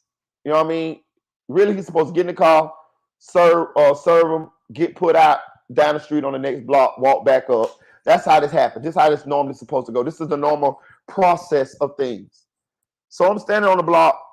Leroy don't never come back, right? Make a long story short, Leroy don't never come back, right? Now I'm putting an all-nighter, so I stay out on the block for till right before dusk dawn. Leroy don't come back. So by this time, the realization that came over me that I done been struck by a smooth criminal. Dun dun dun dun dun dun dun dun dun dun dun. This happens when you out there in the streets, bro. This shit happened to me a bunch of times. Like, I can't even count. Like maybe 100 times. I'm talking about this, probably more. Like, this shit happens all the time. It don't happen all the time, but it happens a lot of times over the years, periodically. Anybody who been out there hustling done had their shit, somebody run off with their shit or whatever. So anyway, I done came to a realization now that Leroy done bucked me over my shit. So now I pretty much know what's gonna happen. Leroy done got with this Caucasian dude. They done smoked my shit up. Leroy done made some money. He probably ducked off in one of these other crack houses that down the street that I don't know about, and they smoking real good. Or whatever reason, Leroy done bucked me, right? So I charge to the game. I say, okay, in my mind, when I catch Leroy, I'm gonna beat Leroy motherfucking ass, right? This is the normal protocol, y'all. This has to happen. Like, it's nothing you can do to change this outcome. You done got your dope took. The crackhead took it. The crackhead knows that you got to whoop his ass. You know you got to whoop his ass. It's no other course of action that's got to happen here. So I done accepted that. Okay, whenever I see him, I'm gonna beat his motherfucking ass. This is what's going to happen. He knows it. When he's in the crack house smoking my dope, he knows it too. He knows he's took this risk. He knows this is what has happened. Crackheads go through this all the time, y'all. They like fucking them old Tonka toys that the kids used to have back in the 80s, the big metal Tonka toys, the big ones that look like dump trucks and shit that you could throw them and they just bent, they made out of steel. Them bitches just bend up but they don't break. That's how a crackhead is. At least the ones that I came up with. Them bitches built for it tough. Them bitches had so many war wounds and ass whoopings. A crackhead sometimes take your dope knowing he gonna get an ass whooping, but goddamn it, it's the risk reward is working for them. So anyway, a day or so go by, nobody see Leroy. So about 2-3 days go by, nobody see Leroy. He hiding now. Everybody know he hiding. So now I'm sending word APB out with other crackheads. Hey, you seen Leroy? Some of them like, no. Some of them like, yeah, man, I seen him. He down there on the other end, down there, hiding down there. He down there. Because crackheads have other blocks that they can go to, too. When they done made themselves hot on one block, they got other blocks. Crackheads go all through the hood, y'all. You know what certain niggas can't go to certain areas because they got ops, not crackheads. Crackheads can go everywhere. Them bitches like universal soldiers. They go every fucking well. So anyway, they told me that he was down on the other, like down on, well, I ain't gonna say our ops, but the other side, like they was our ops, but that's where he was at, down the other side. So I'm like, all right, cool. I'm gonna wait till he come back down here because that's not our jurisdiction. So a couple days, maybe about a week later, I come out on the block and I see him, right? He's standing back on the block.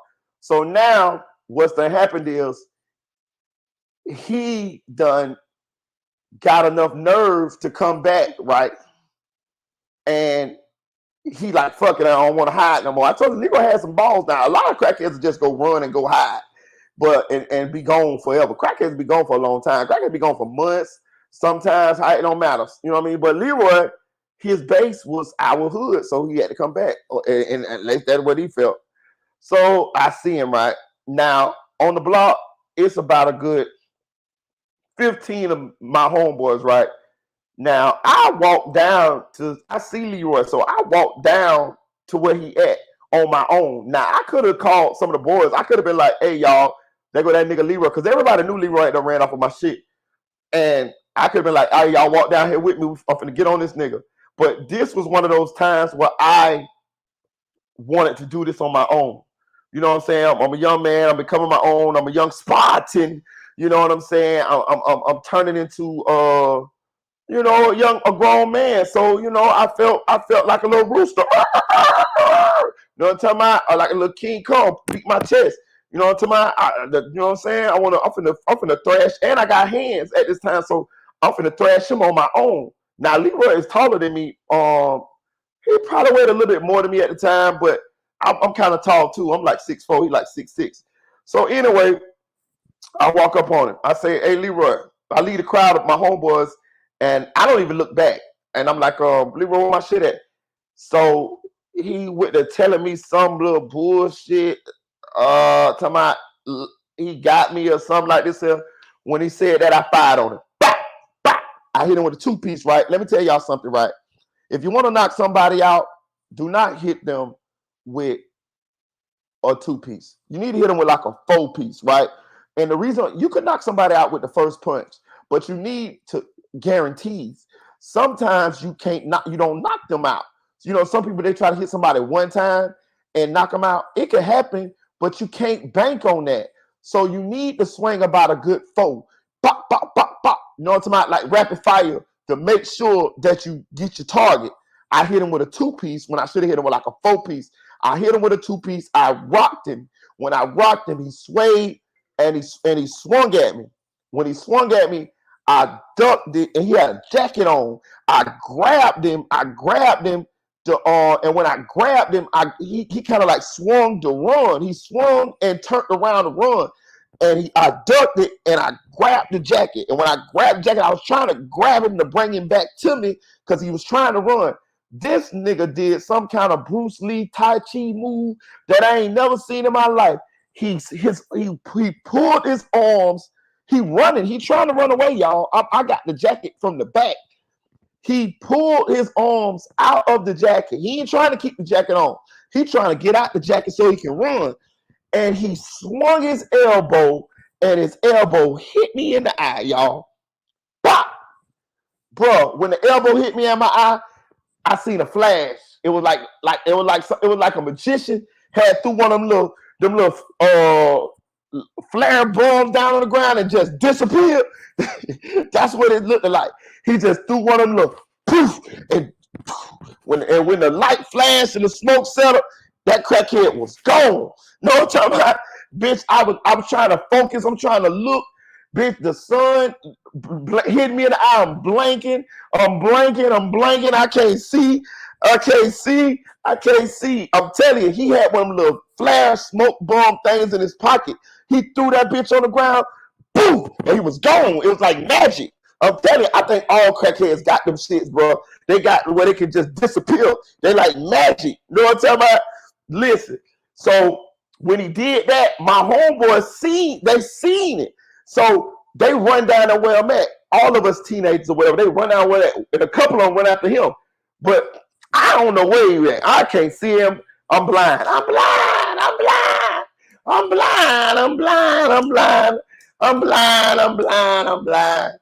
Look, so they take me in one of the chicks' houses that we got on the block. I look in the mirror.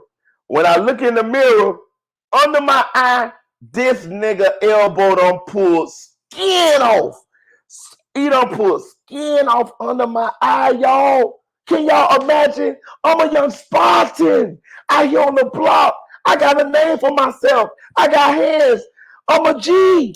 And I done let the crackhead who took my dope hit me with a fluke whoop. He done hit, shout out Music 101. He done hit me with a fluke whoop, and the motherfucking got away with the dope. I done been struck by a smooth criminal. Dun, dun, dun, dun, dun, dun, dun. That's a win for him. That's a win. That's a win, bro. That's a win. That's a win. That's an L for me because I got an injury after this nigga done took my dope. And it's a win for him because he got the dope and he got the mark on me. He only got hit 2 times, but he probably got a little bust lip, bro. I'm saying I got a fucking mark under my eye. Look, so now I'm walking around like for the rest of that day, and everybody asking me what happened to my eye. Can you imagine having to repeat that story and tell people that story like you didn't lose a fight? You know what I'm saying? Like you got to tell this story to these people because, and they probably not believing you. They probably, he'll hit me with the elbow. So they probably like, this nigga got his ass beat up by Leroy, dog. So you know Leroy in the crack house, he feeling good, y'all. He feeling good, right? Bro, the shame was unbearable, y'all. I'm telling you, the shame was unbearable. So I had a hotel room. Back then we was living out of hotels, bro. That's how we'll do. Like we were teenagers, but we like all the hotels would rent us rooms. So we would chip on hotel rooms with our homeboys. Like say whichever homeboy that you felt like could come up with his money and be a cool hustler and who gonna bring some hoes, that's the homeboy you want to get in a room with. So it'll be 2 of y'all, right? And all you gotta do is come with like $50 a day, and y'all could pay y'all hotel room. And that's what we would do. We would live out of hotels. I'm talking about we like 15, 16 years old. We would live at hotels. And we'll go to the block, we'll hustle. Know what I'm saying? We'll get as long as you got up your hotel money, we'll go and pay our hotel room. Bro, you got your 50? Yeah, I got my 50. Okay, all right, we're gonna play the room. All right, go pay the room. We're gonna pay the room.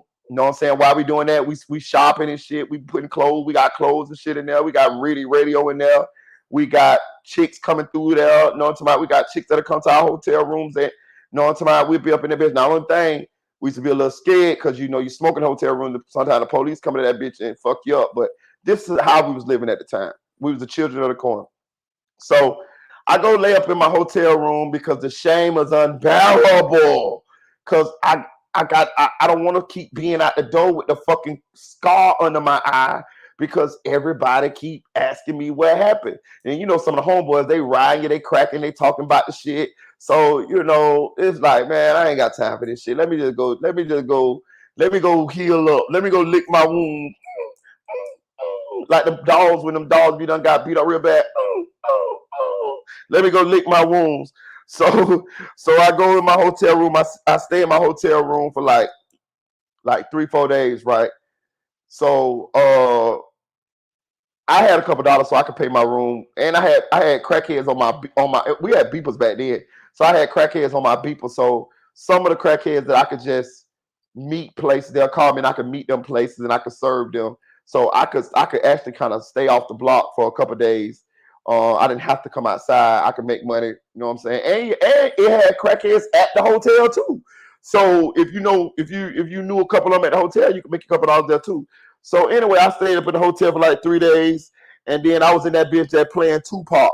You know what I'm saying? Just listening to Tupac. You know one thing about Tupac goddamn showed up to about turn you into a killer. You know what I'm talking about? Somebody in that bitch listen to Tupac. Get my weight up with my hate and pay them back when I'm bigger. Still judging when this jail cell. Missing my block. Screaming brothers screaming all night. Whistling and stop. I'm listening to Tupac. Tupac just getting me hyped up in that bitch. You know what I'm talking about? Get my hate up with my weight and pay them back when I'm bigger. That's all I'm thinking about. Get my weight up with my hate up, pay them back when I'm bigger. I'm just thinking about, listen, I'm just thinking about Tupac. Get my mind right. I'm Tupac. I'm finna kill this dude. I'm finna kill him, right? So I wait till nighttime, right? I come out on the block, right? When I come out on the block, my homeboy named Big Low, his name Gino, he had a little it was a little house right there where he used to serve at. So I come out the cut. I say, but I got on all black. Nigga, I'm dressed up like goddamn Lorenz taking them on what that is, Dead Presidents, where they got the goddamn white shit on their face and the black shit around their eyes. Nigga, I'm dressed like I'm finna do a real goddamn 211, cause I'm finna kill this motherfucker, cause he done fucked my eye up, and I cannot live with the embarrassment of letting just him get the last lick. I need my lick back. So I call, I go into Gino. I say, Gino, I come out the cut. I startle him because I'm in the cut. I come out of the darkness. You know what I'm saying?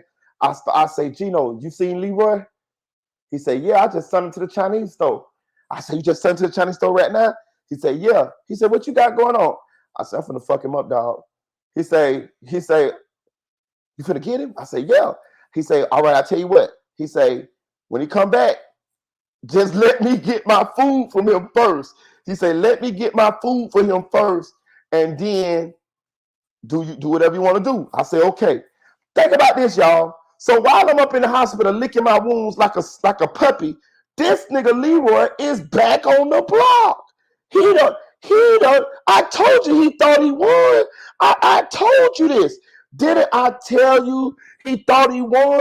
He thought he won. You see, I was right. This nigga back on the block with my homeboys, and them niggas ain't shit.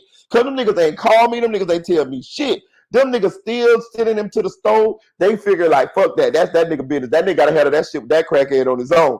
Know what I'm saying? So look, that nigga that now that I really think about it, I had to do something. So anyway, I go back in the cut. I go back in the dark, right? I go back in the dark. I got him. Check it out. You ain't missed another one. Check it out. I go back in the dark, right? I fade back in the dark. Cause I know he coming now, cause Gino done sent him to the stove. Shout out Gino. He ended up dying, dog. But that was one of my dogs, man. Older dude. We learned a lot of game from. Good hustler too. Real fat. That nigga was fat as fuck. But anyway, so Gino told me he had sent him to the stove. So for some Chinese food, to the little Chinese store. Y'all know the little Asian stores in the hood. They cook the shrimp fried rice, the little chicken, and the little cheeseburgers, shit like that. So Gino had done sent him to the stove. And when he come back, Gino gonna break him off some dope. And then, that's how I go. So I go back in the cut. When I go back in the cut, I find me a 2x4. Same kind of 2x4 that OG Giggity got, Terrence Gangster Williams. I find me a good 2x4, just like that. Same kind of one like Hacksaw Jim Duggan got. Oh, just like that. I found me a good one, bro. It just so happened. It was some people, a house getting built on the block, and I got me a good 2x4, right?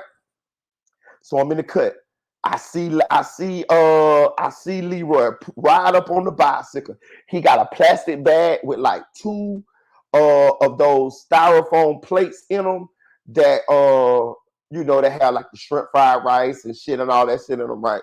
So he pull up on the block. He actually owned Gino bicycle. So Gino, he know what's going on the whole time. So Gino get his food. He give Leroy some dope. He take his bike. He park his bike, and when he do that, Gino put his food on because Gino had a car too. Gino put his food on the hood of the car and then go to busting down his plate. But he's standing, he looking, he know what's gonna happen. So Leroy turn around and go to walking up the sidewalk.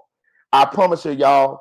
They tell this story over and over back after it happened. They told this story. My homeboy say, "You ever heard that music that come on right before Jason kills somebody?" They say that they say that's what they heard right before I came out the cut. Cha cha cha cha cha cha cha cha cha. Hey, look, I got the 2x4. I ran up and he was walking. He didn't even see me, dog. I hit his ass right on the back of the head with that bitch. I wind that bitch up like I was motherfucking Sammy Sosa. I hit his ass right on the back of the head with that bitch. Bop!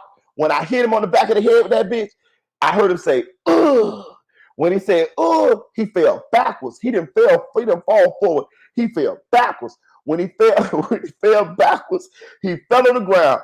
Bruh, I said I should have hit this bitch in the head. But I said if I hit him in the head, I might kill him. And I ain't trying to go to jail for killing a fucking crackhead. So I start beating his fucking knees so fucking bad. He just laid out, bro. He couldn't ball up or nothing. He was just laid out. I beat that bitch knees. I hit the motherfucking knees. Bow, bow, bow, bow, bow, bow. I'm talking about, bro, I hit the motherfucking knees about 20 times, bro. I know I fucked him up.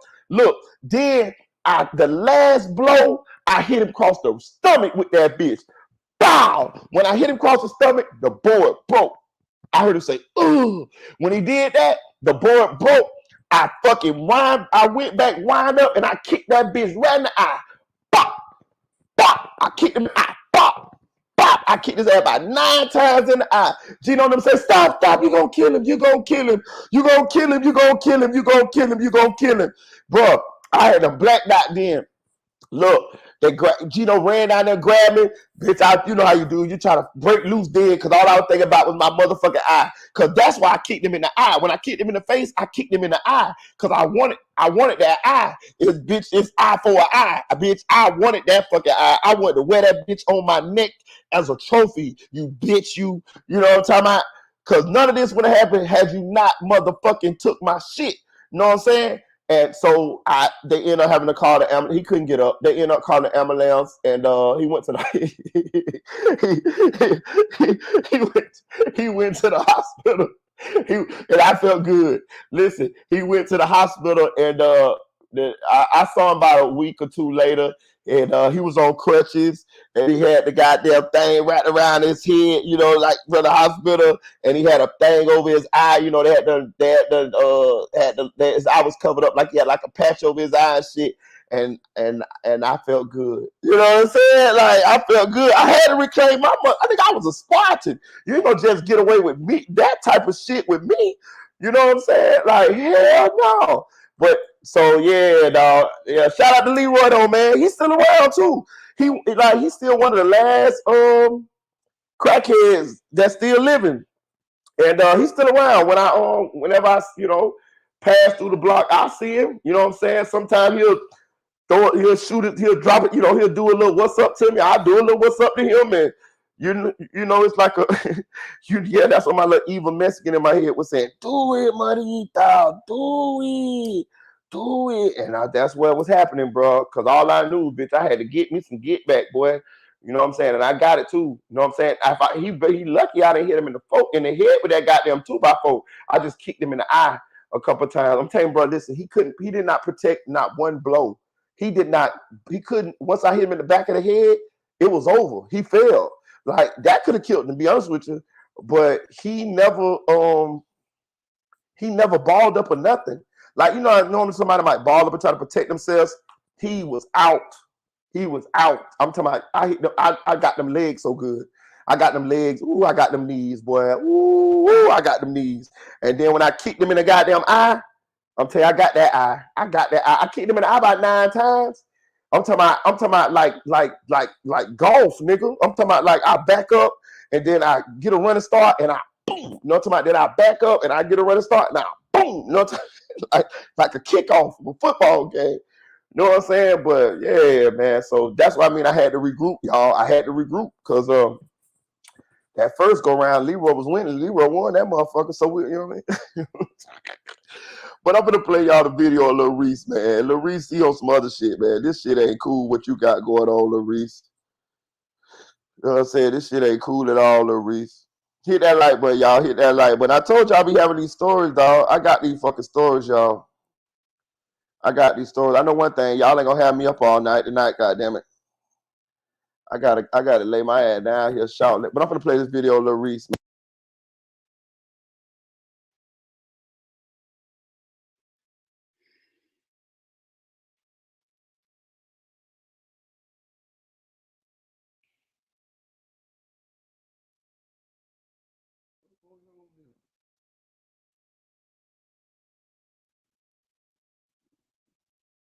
Get his ass.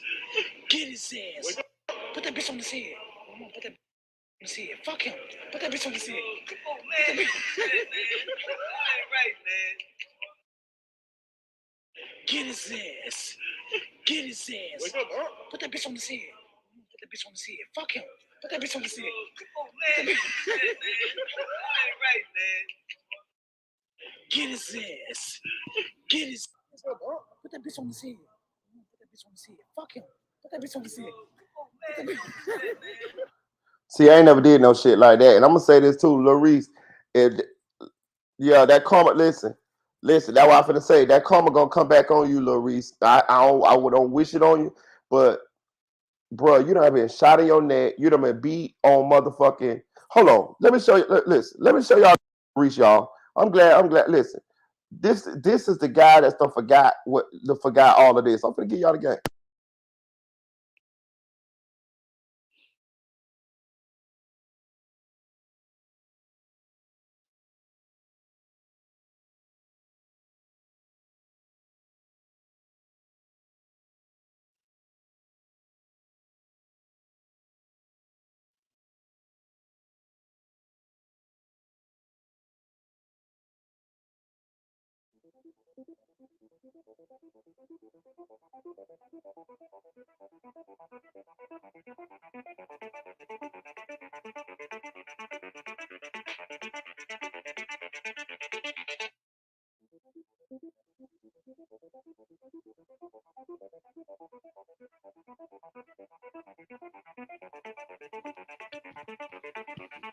No. So no, that was liquor. They pulled liquor on him because they was coming out of the club and they saw a homeless man sleeping on the ground. I'm gonna tell you something, bro. That dude, but do you know how fucking hard it is? This like the ground, man. That man ain't had nothing but one little piece of cardboard, bro. And they did that shit to that man, like, you know what I'm saying? But yeah, they poured some water or liquor, some liquor on him or whatever, like when he was sleeping. That's fucked up. But I'm gonna say this. This is the same Lil Reese that had this happen to him. This is the same Lil Reese that got shot in the neck with a fucking gun, with a bullet, in a drive-by. This is the same Lil Reese that we saw get jumped on, and it looked like he had doo-dooed on himself because he had doo-doo stains on the back of his clothes. You know what I'm saying? Now, I don't know if that's doo-doo, whatever. I don't know. But it was dirt. I don't know. But they were the internet was saying it was doo-doo. This is what the point I'm trying to make. I ain't judging you, but I'm just telling you. You done been through so many situations to where you should have been done. You should have more respect for life and more respect for other people than you showed us just then. You know what I'm saying? Like, this is the shit that show that people don't be done matured and be done learned from the shit that they've been through.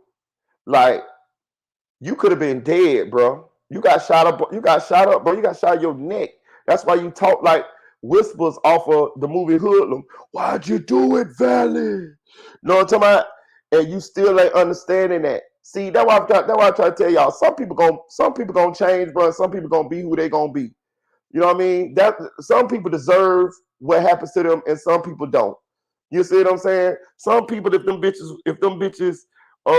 was given another opportunity, they'll go back out to society or and do some other shit that's even more fucked up than the shit that they did to get their ass locked up. You know what I'm saying? But what you gotta do is you got to if you done did some shit in your past, bro, and it still ain't no guarantee because your past karma can always come back for you. But if you get an opportunity to live, to change, to mature, you got to show the universe, God, whatever, Allah, whoever it is you talk pray to, you got to show them that you understand what you used to do, and that you got to put some positive energy out in the world instead of in the universe, instead of keep putting that negative energy out, because by keep putting that negative energy out after you've had such close brushes with death, it shows the universe, God or whoever, that you not appreciative of the second chances that you have been given. So what's the fuck point of us to keep giving you chances, or of universe, God or whatever, keep giving you chances? Because you're gonna continue to be unappreciative. You see what I'm saying? So, man, I don't want to spend a long time on it, but I'm gonna say this, man. I don't wish no bad on Lil Reese. I ain't judging Lil Reese at all. I'm just saying this. If we hear some situation down the line, something happening, I promise you this is going to stick out to us. We're going to say, y'all remember when Lil Reese did that to that homeless man? This type of shit make you not feel sorry for Lil Reese when the certain shit happened to him. You know what I'm saying? Like, that man already got a rough life. That man already done been through what he been through. That man sleeping on the side of on the sidewalk. The least you can do is walk past him and leave him alone. That's the least you can do. Just walk past him and leave him alone. Don't make his time no harder. You know what I'm saying? You could be that same motherfucker on that sidewalk. Don't think it can't happen. Bro, I'm telling you, I done talked to a lot of crackheads, homeless people, a lot of them. I'm talking about probably hundreds. In my time being in the streets, I talked to them because I used to like to get to know them, because first of all, they're gonna bring the money. You know what I'm saying? Like, niggas like to talk to niggas. No, I talk to the crackheads. Because if I build a rapport with you, then when you get money, you're gonna come spend your money with me more so than the other people. So that's who I talk to. I'm trying to make some money. I'm trying to know you because you get a check on the first, and you gonna come spend your money with me. You know what I'm saying? And they have wisdom. For real, Silk Foster, they do. So I used to talk to a lot of them, right? And a lot of them funny as fuck too, and a lot of them smart as hell too. And I realized that a lot of them, and then I used to cross reference what they told me with my father. Like, I asked my daddy or my uncles or my cousins that were older than me about them. Right? Once the crackhead tell me their stories, I would go and ask my dad and them about the crackhead. And my daddy used to tell me, they'd be like, "Yeah, boy, when we was young, him, man, he had 4 cars. He had $100,000. He had a trap house.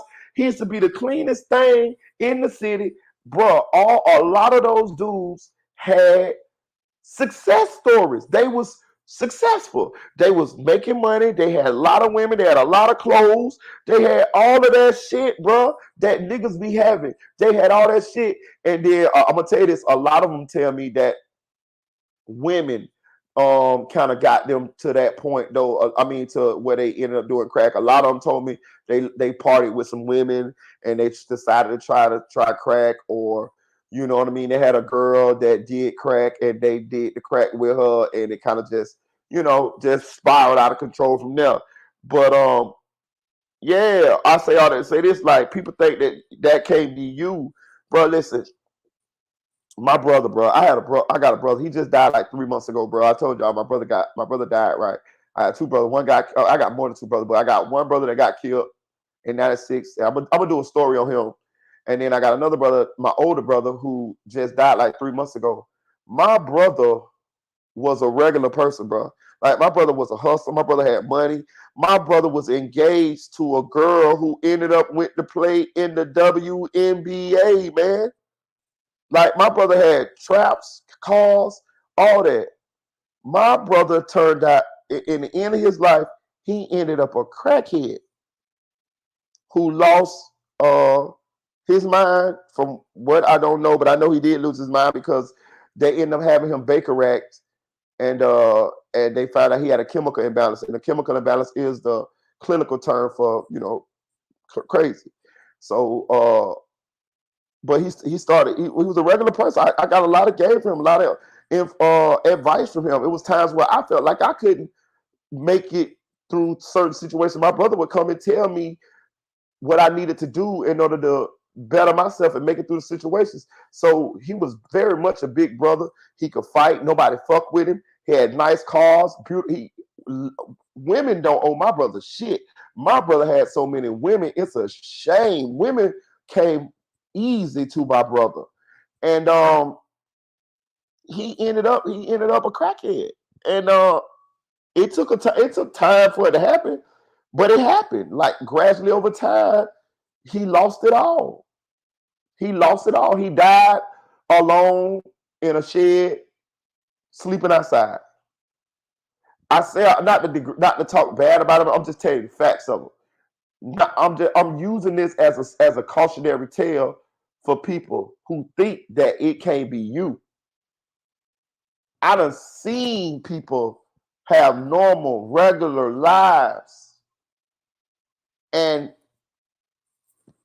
for whatever situations that happen to them in life, it spirals, it spirals, and it spirals. And I done seen them turn up like homeless, senile, with nothing. So I'm just saying. Self say drunks and bass heads have always gave me game for real, bro. I'm telling you, get a lot of game from it.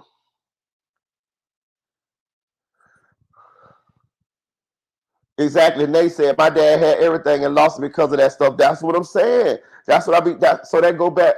I definitely understand where you come from, Nate, and that goes back to Lil Reese. While you sitting there laughing, and looking at yourself and what you got going on now, and not correlating that's a human being. You know what I'm saying? And that you could be that person one day. You know, I just hope that you live long enough to get some wisdom, young man. And cause I ain't your judge, you know what I'm saying? You can always, get yourself right. You know what I mean? God got the final say. But I'm saying is, for me watching this video, you got a lot of growing up to do, son. Especially, I would think that you would be farther along being in what you done went through. You know what I'm saying? One of those situations that you went through would have been enough to change a lot of people. You got shot in your neck, nigga. You know what I'm saying? Like, you could have been dead, If you was dead, you wouldn't be allowed to pour that look on that old man.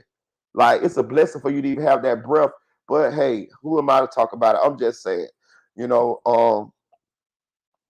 they said, oh, though, they know that motherfucker too. You right. Maybe it's Chicago thing. Watch Reese say that shit's spinning there. He probably do. I mean, I ain't to be all end all. I don't know what's gonna happen. I'm just saying the optics of that shit don't look cool, and to be continued. That's all I'm gonna say. To be continued. Well, I'm gonna give y'all about 15 more minutes. I know what I'm gonna do. I'm gonna play this video from America's Attorney. Is it America's Attorney? Let me see. And he's gonna be discussing the Melly case, because I know y'all like to hear about the Melly case.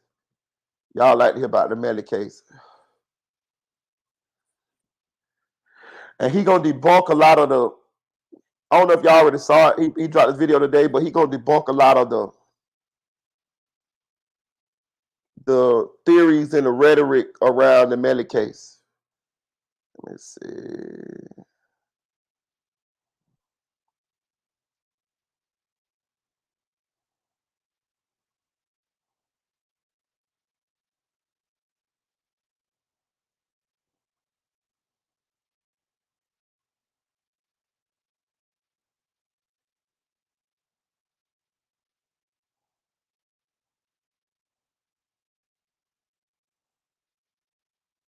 I'll try to find the video for y'all.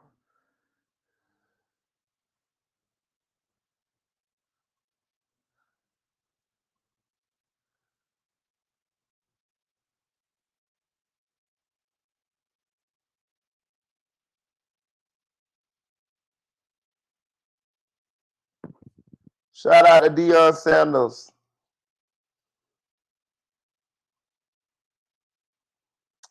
Fuck it. I know. So I'm gonna find it. I think it's America's Attorney.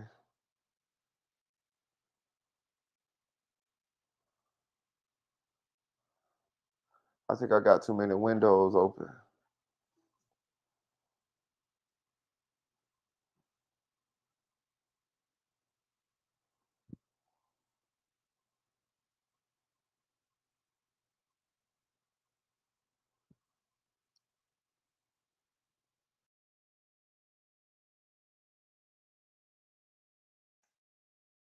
Oh man. Hold on. I know what to do with this shit.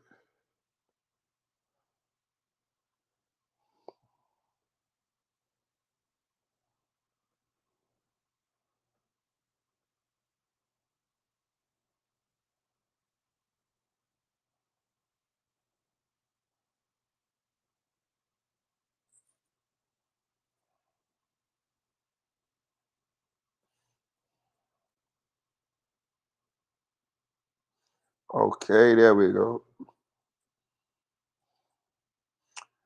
Yeah, that's America's Attorney. I got y'all. I got y'all right here, y'all.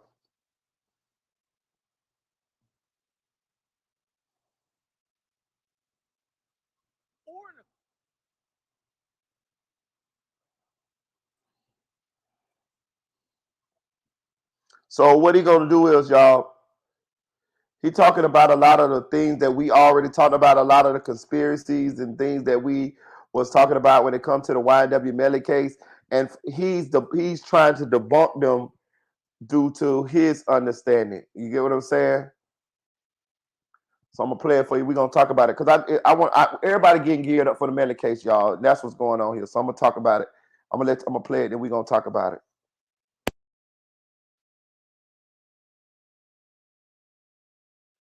It has been a tumultuous few weeks since the jury in YNW Melly's double murder trial deadlocked, and we were left without a conviction or an acquittal. Now, recently, Melly has asked for a bond hearing in an attempt to get out of jail while he awaits his trial 2.0. Just a few days ago, one of his lawyers was arrested for battery. I hear there's some body cam footage of that floating around. Sounds like a good attorney reacts opportunity. Regardless of all that, the lack of a concrete answer about the YNW Melly guilt has left the internet with theories, untested theories. Some of them are good, some of them are bad, and some of them are just weird. And America's Attorney is about to react to some of the best YNW Melly conspiracy theories out there and rate them exactly that. Good, bad, or weird, or maybe both. Cortland Henry, aka YNW Bort, is receiving 35% of the profits from the YNW apparel because he's a co-founder of YNW. When did he become a co-founder? The civil case will eat this alive, shaking my head, the audacity of these people. And this is what YNW Sack Chaser was silenced for. SMH. Really, really SMH. Okay, if I understand what's being said here, the idea is that Portland killed Sack Chaser in order to get his part of the YNW apparel brand. Okay, let's talk about how dumb this might be. There might be some place like the high seas in the 1500s where pirates would just kill you and then take your stuff. But in the United States, if you kill someone, you do not get their stuff. You just don't get it. You know who it goes to? It goes to their heirs. If you're 20 years old, you don't got any kids, it goes to your parents and your siblings, unless you have a will. Okay, so this theory, I think I'm going to just go ahead and say debunked. It's debunked. Okay, hold on. I want to say something real quick, right? Now, did y'all peep where that statement came from? Did y'all see? Y'all saw where that statement came from, right? I want to show y'all something. Motherfuckers be doing all that talking, but motherfuckers don't be knowing everything either, y'all. Y'all got to peep game too. Just because motherfuckers be, y'all feel like motherfuckers be close to the situation or credible, and if y'all can replay this video and see who gave that statement, where he was reading from, so y'all can see where the statement came from. They was reading, they was thinking that whatever was said on the Pete Gang. Look right here. You see right there? Y'all see right there? Okay, then that's all I'm saying. What the point I'm trying to make is this: he really believed this. I'm just saying. I'm trying to explain something to y'all. A lot of people be going over there thinking that he know every fucking thing. He don't fucking know everything. It was times where you guys knew more than him, because I would tell what you guys said to him, and he was like, "Nah, I ain't know that." And sometimes some of the shit y'all said was true. So okay, right. So I'm trying to peek game here. He really believed this, right? The lawyer just debunked that, right? I'm just trying to explain to y'all. He don't know every fucking thing either. He, like, a lot of people think that it's whatever he say is credible. No, not all of it. Trust me. It was things that I knew. It was paperwork that I went over that he didn't know, bro. I enlightened him to it. Now, sure, it was some things that he knew, personal inner working things that I didn't know. But I'm talking about the regular shit, like the paperwork and shit like that. He ain't know that shit like that. Know what I'm saying? He ain't know that shit like that. And this is proof.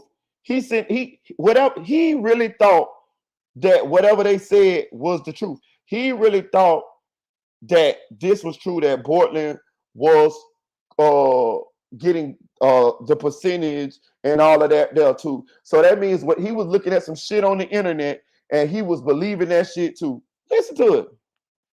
Listen. Kill you and then take your stuff. Listen.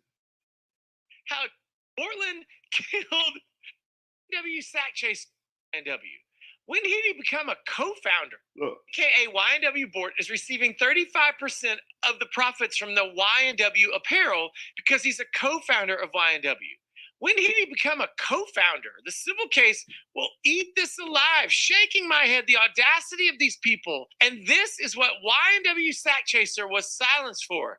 SMH. Really, really. See, he really believed that. He really thought that. The civil case will eat this up. Bitch ass nigga, that the whole shit is a lie. But you know everything. Okay, if I understand what's being said here, the idea is that Portland killed Sack Chaser in order to get his part of the YNW apparel brand. Okay, let's talk about how dumb this might be. There might be some place like the high seas in the 1500s where pirates would just kill you and then take your stuff.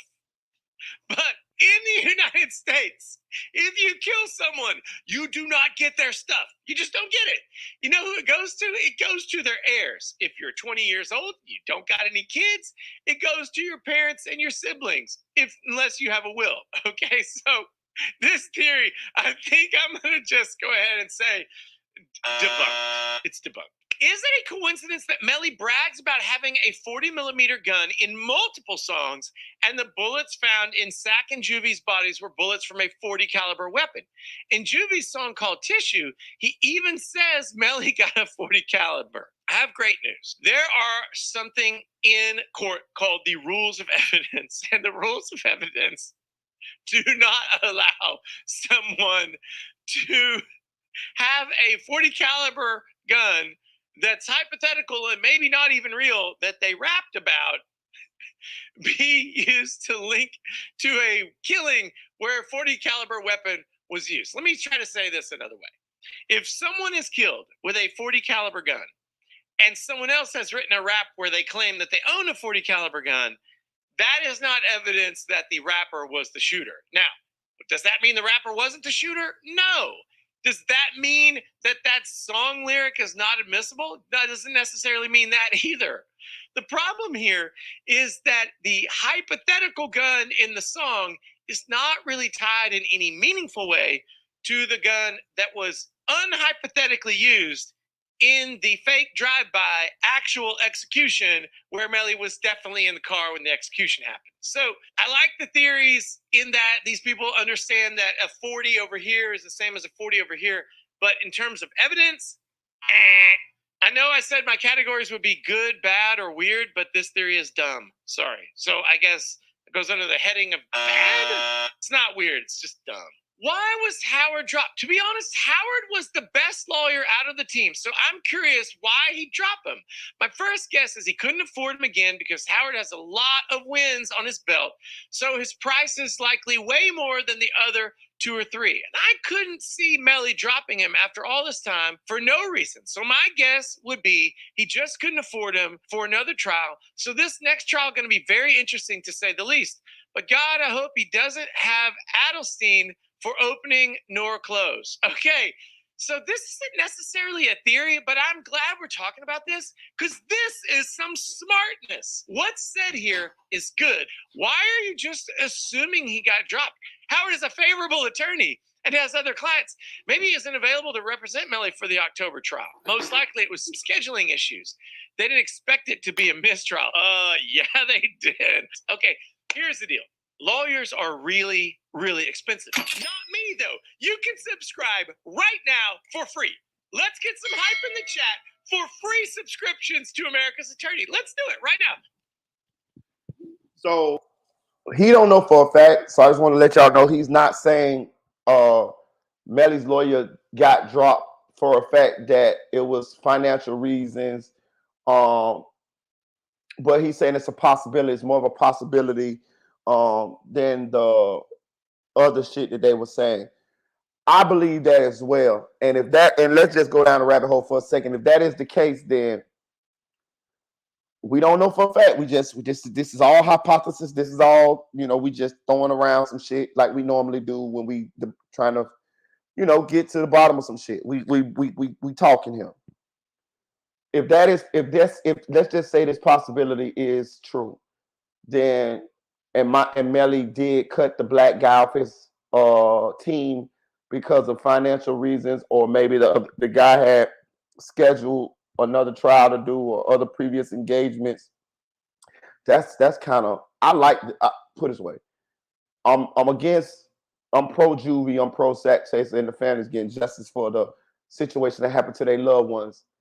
But if I'm Melly, boy, I would have tried to keep that black dude. That black dude was clearly the better attorney than the Caucasian guy, and then Raven Liberty. And if it was financial reasons, wow, you know what I'm saying? Shit, you know what I'm saying? I don't know how that's gonna shake out for him when it comes to this other trial.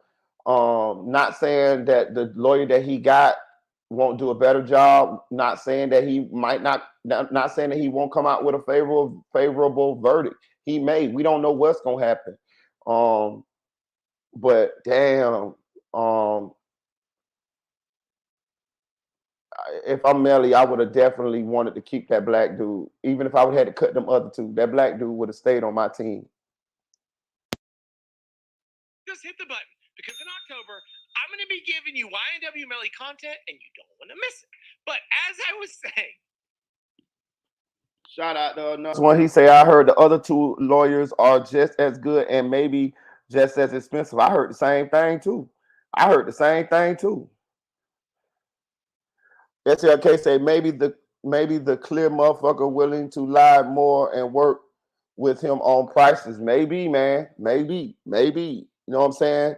But I did hear that the new lawyers he got is just as expensive, and I heard they good too. So, you know, we shall see. We shall see. We shall see.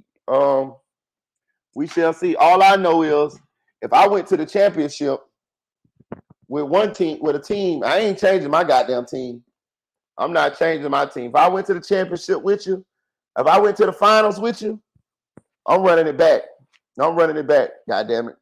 Shit.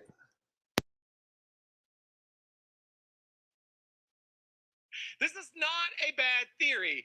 Lawyers are expensive. He might think that he only needs one or two lawyers the next time around. He had 3 this time, and he lost one probably because he didn't want to pay him. It's true, Adelstein was not that great in his closing. I very much liked the lawyer who opened for him, and I, for one, am sad to see him go. He had a great baritone voice.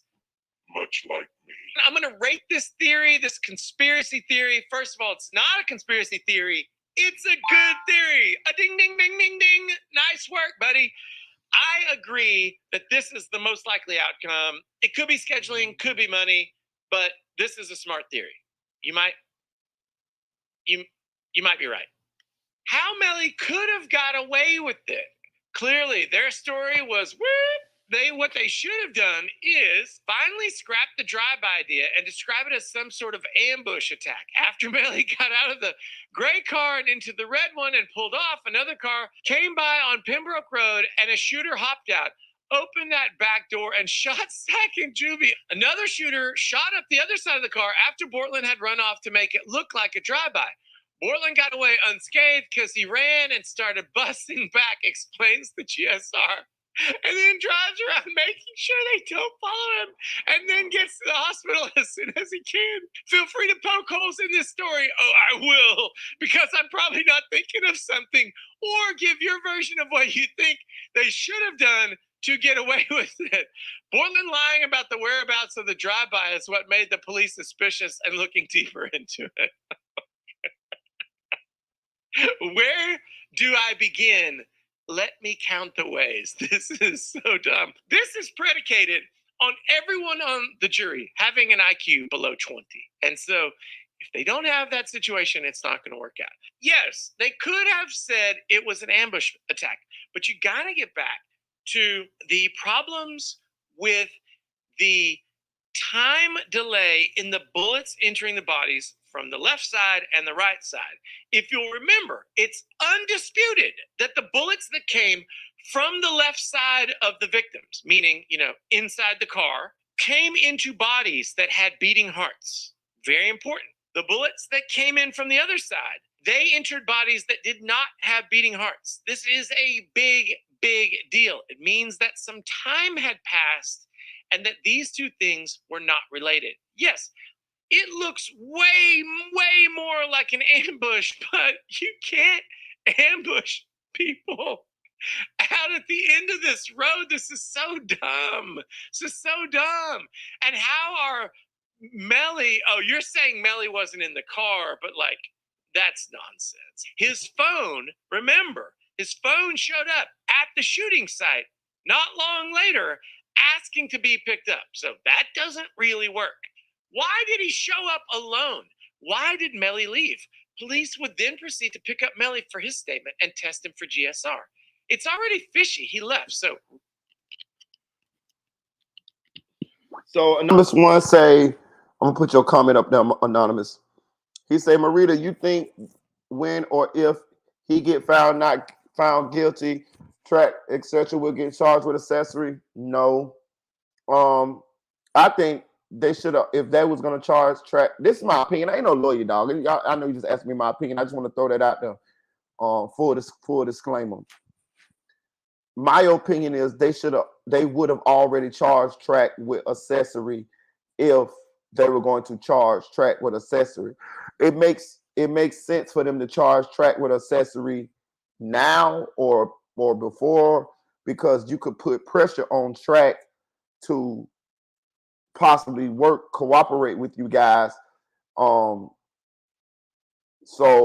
I would think if they ain't already charged him with accessory, then they won't charge him with accessory. I think they would have already charged him. I think it would make most sense for them to be charging his ass now and have him worrying about an accessory to murder charge while the trial is going on, or while Melly still, going to court before, rather than charge him afterwards. But it's a possibility if Melly is found guilty. Yeah, I mean, the state holds reserve the right to do it whenever they want to do it. I just would think that they would have did it already, but they haven't. So, because they definitely have a case for accessory after the murder. Because all they got to do is prove that you helped them in any kind of way. One of the dudes in the Young Dolph case, all he did was help his brother straight drop. After the murder, and he got an accessory charge. That's the one that's snitching on turning state's evidence right now. That's straight drop brother. I forgot what his last name is. His first name, I know his last name Johnson, but yeah, so he did less than what Track did, and he got an accessory charge. So they definitely have enough to charge Track with accessory. Why they don't charge Track with accessory, man, I don't know.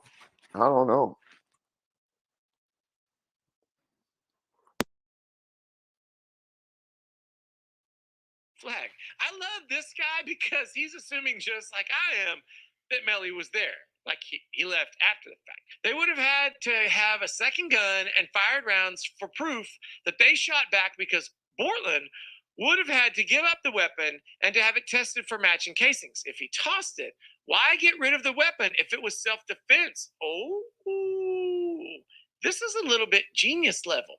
The issue is that the cops don't know for sure that Bortland or Melly had a gun on them. I mean, if you look at what's in evidence, they don't know this. Well, he would show up alone because Melly would have supposedly already left before it happened. That's right. That's nonsense, but that's the theory. They could have decided to go different places and after, and that's why he left the car. Police wouldn't have picked Melly up any sooner than they did this time, and he managed to get rid of the GSR.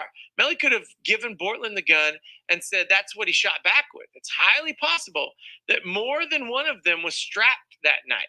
Juvie's bag mysteriously went missing. Gun in there? Question mark, question mark. He could have tossed the gun because isn't it punishable by up to 21 years for having a gun?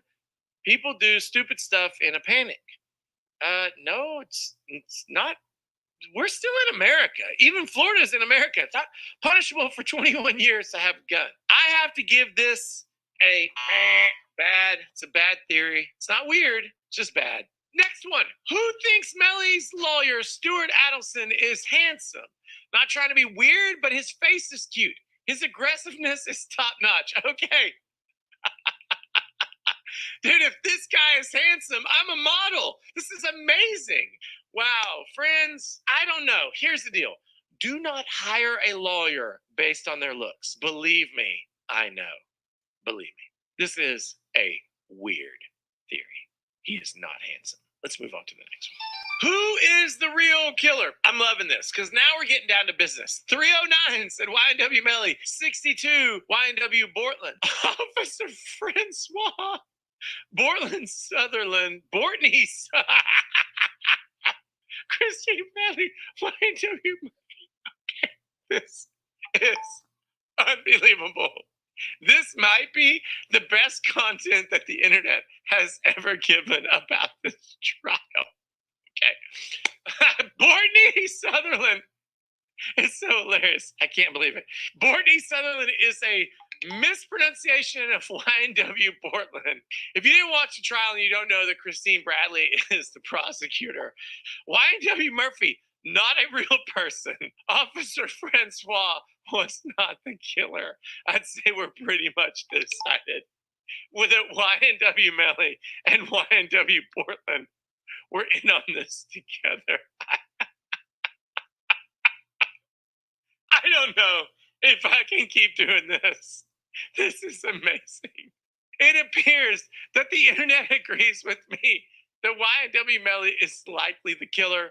Hey, we won't know for sure until October unless the trial goes sideways and we don't have another trial until January. And then if that trial goes sideways, we won't know until April and so on. But YNW Christine Bradley is not going anywhere. She's going to keep prosecuting these guys until she gets a conviction, which is probably going to be in round 2, but she's going to have to keep the cuckoo birds off of the jury in the next trial.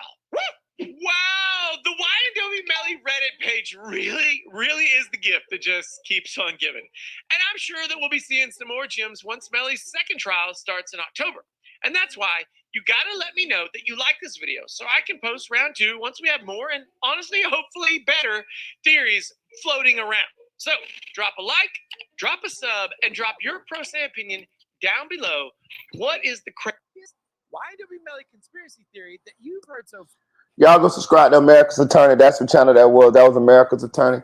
That was interesting because we actually got a different take on some of the things that we've been talking about. We be thinking about when it comes to this Melly case. I kind of enjoyed that because you know, we got our own little community here where we done kicked around theories and thought about how this possibly could have happened and what we think really happened. And I got to see what other people other than our group thinks about the situation and what possibly could have happened. I noticed that shit said 300 and some people thought that Melly did it.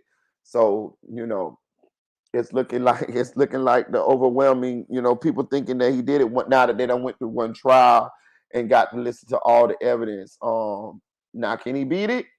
He might. Do I think he can beat it? I'm gonna still say no.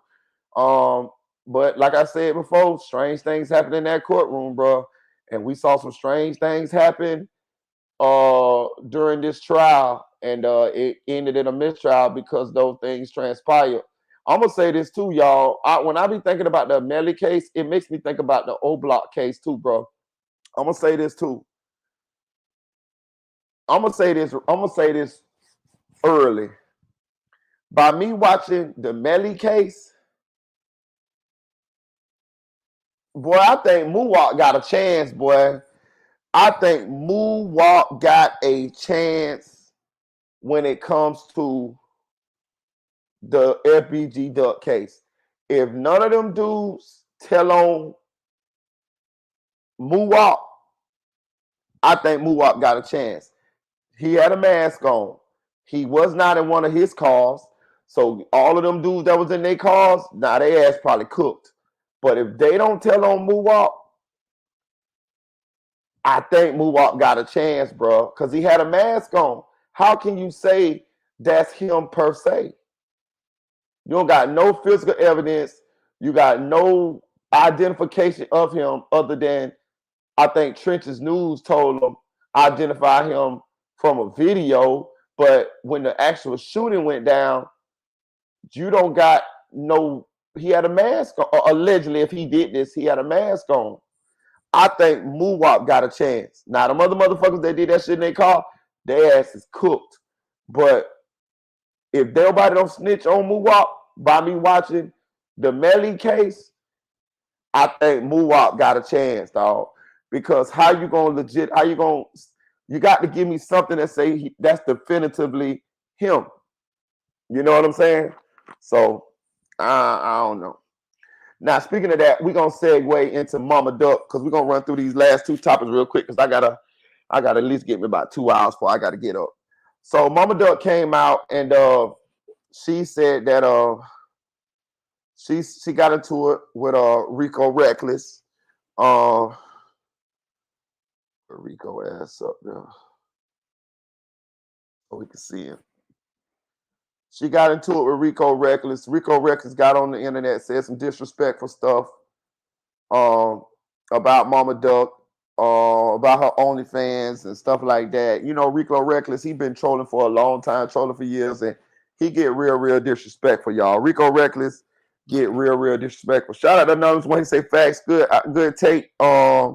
And you got 4.2K now, man. Thank you, man. I appreciate that, Anonymous. Yeah, man, it's you guys, man. Speaking of that, y'all, I need you guys to hit that subscribe button. Please hit that subscribe button, man. If you like the commentary, man, I'm a regular person. I'm a down-to-earth person. Y'all, if y'all like how I be, you know what I mean, going, you know what I mean, in on these situations, man, one thing about me, man, You know what I'm saying? I love doing this. I rock with the people. You know what I'm saying? And I ain't going nowhere. You know what I'm saying? So I try to tell it how it really is. I try to put it like a little, you know, a positive spin on the shit at the end. You know what I'm saying? I don't judge nobody. You know what I'm saying? And I give you a real perspective on the situations. You know what I'm saying? Um, Hit that subscribe button, man. Hit the subscribe button. Hit the like button, man. If you feel like donating to the channel, man, you can donate to the channel. Cash out Merita Boy 407, MERITA BOY 407. That's MERITA BOY 407. That's cash out, man. I'll give you a shout out. I appreciate you. Also, if you want to subscribe, follow me on Instagram, MERITABOY, the number one, Merita Boy 1, MERITABOY, the number one, Merita Boy 1 on Instagram. Follow me on Instagram. We're going to get the Instagram followers up there. We're going to go live on there. We're going to use this platform to push the Instagram up. And then once the Instagram get up, then we're going to start going live from there, man. I appreciate you guys. I appreciate the cash out. Oh, who that was? I appreciate you. Shout out to Nay. I appreciate you, Nay. Nay, I appreciate you, Nay. I appreciate you, Nay. Appreciate you, Nay, for the cash out. I appreciate you guys, man. Thank y'all. Appreciate y'all, man. But yeah, Rico Reckless went off on Mama Duck. Listen, let me tell y'all something. I think we living in one of the most disrespectful generations it is, man. Like, listen, don't get it twisted. I'll cuss a motherfucker out too if I feel like wronged or if I feel like a motherfucker came at me or tried me or something like that. I'm not saying I won't. I will. Y'all know I will. You know what I mean? Y'all done heard me on here going ham. But I'm saying just to proactively go after somebody, mama, like who raised these motherfuckers, man? Like, you get what I'm saying? Just leave it alone. Like who like these like. But hey, man, this Chicago. This is what some people in Chicago do. But anyway, Rico Reckless went off on Mama Duck saying stuff about our OnlyFans and this and that. They'll even talked about some stuff that I'm not gonna repeat on this YouTube because YouTube they get real sensitive on this stuff. But he got real explicit about her OnlyFans, dog, and I'm just say that's crazy.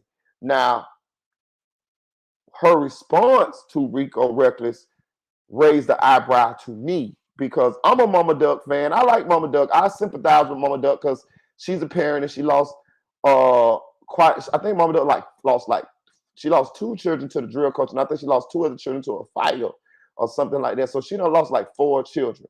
That's a lot of children for a parent to be losing, man. It's nothing like losing your mom or one of your parents. But as a parent, it's nothing like losing your children. That's every parent's worst nightmare. And for her to lose 4 children, I sympathize with her because clearly you could tell she loves her children. You know what I'm saying? So I sympathize with her for that. And I understand. I'm from the hood, so I done been around, seen, and had a lot of influence in my life around being around hood mamas, whether they was my homeboy mamas. My mama was a hood mama, but my mama wasn't like rah. My mama wasn't a loud person. My mama was more of a quiet homebody type of hood mama. You get what I'm saying? My mama wasn't she wasn't as loud as Mama Duck is, but still yet she was a hood mama. So I sympathize with hood mamas. I had homeboy mamas who act just like Mama Duck. You know what I'm saying? I got, relatives who got mamas who act just like Mama Duck. So I'm kind of used to that type of mama, and I kind of understand that type of mama. You know what I'm saying? Because I done seen it, been around it all my life. So I say all that to say this: I sympathize with her because she lost her children, and I'm a parent myself. But her response to Rico Reckless is what I want to talk about. She said that Rico Reckless has a reason to troll her. He has a reason to not like Duck or anybody that's her family or something like that. And she said the reason is that he got into it with her son Brick, and Brick beat up Rico Reckless, when they was younger. She's also said that Rico Reckless was trolling Brick so bad till Duck tried to unalive Rico Reckless. This is what Mama Duck said. Now, I understand that Mama Duck was upset, most likely because she was saying that Rico Reckless need to find him some business, find him somebody to play with, and she was like, I said it. I said it. So she was pretty much saying some shit that she normally would have kept to herself, but being that he got up under her skin, she like, fuck it. I'm finna just tell it, fuck nigga. Gloves off. This is what it is. Now, my issue with that is she said that Duck tried to unalive Rico Reckless for trolling. This is her words. I wish she wouldn't have said it, me personally, because FBG Duck, I don't think had no serious charges. I don't think FBG Duck was a convicted felon. If listen to Mama Duck, I don't think he was. I don't think Duck was a convicted felon, because I remember she was saying something about Mayor Lori Lightfoot, that's the Chicago mayor, saying that Duck was a gang member, and Mama Duck was trying to say, well, why are you trying to paint my son as a gang member? She was doing the normal thing that mama's supposed to do for their children when in this certain situation to protect their image, because we all know that the news, the police, the state, they definitely try to paint these people as less than honorable characters when they be killed in these urban communities. And a lot of them be less than honorable characters. But she was proactively trying to make sure that people don't see FBG Duck as this type of person. But then, being that Rico Reckless kind of said what he said to spur you to say what you said, it's done got you to tell us that Duck was trying to unalive Rico Reckless for trolling. Now Rico Reckless came back and said and confirmed it. I think it was on DJU. Yeah, he came back and confirmed it. He came back and said that Duck did try to, get down on him because of the trolling. So my thing is this: we all know, that Duck, was a part of the culture. But we know the powers that be, certain people don't know. We don't got no bodies that that Duck did drop though. None of that. So I'm saying, and then she said it out of her mouth. It's one thing for a blog site to say it, but for the mama to say it, and she's popular, I'm sure a lot of people heard that. And it's on the internet, so it's gonna get repeated. So what I'm saying is, my point is, since she was going so hard at keeping Duck image as he wasn't with the bullshit, right? It kind of contradicts that when you come out and say that he tried to unalive, or he wanted to unalive, or whatever the word was, unalive Rico Reckless for trolling. That part right there kind of stuck out to me. And I mean, she can do what she want to do. That's her child. She can say what she want to say, but I'm just saying, I just think that kind of goes directly against her trying to paint the narrative that Duck was not a thug or not a gang member, that type of stuff. What y'all think?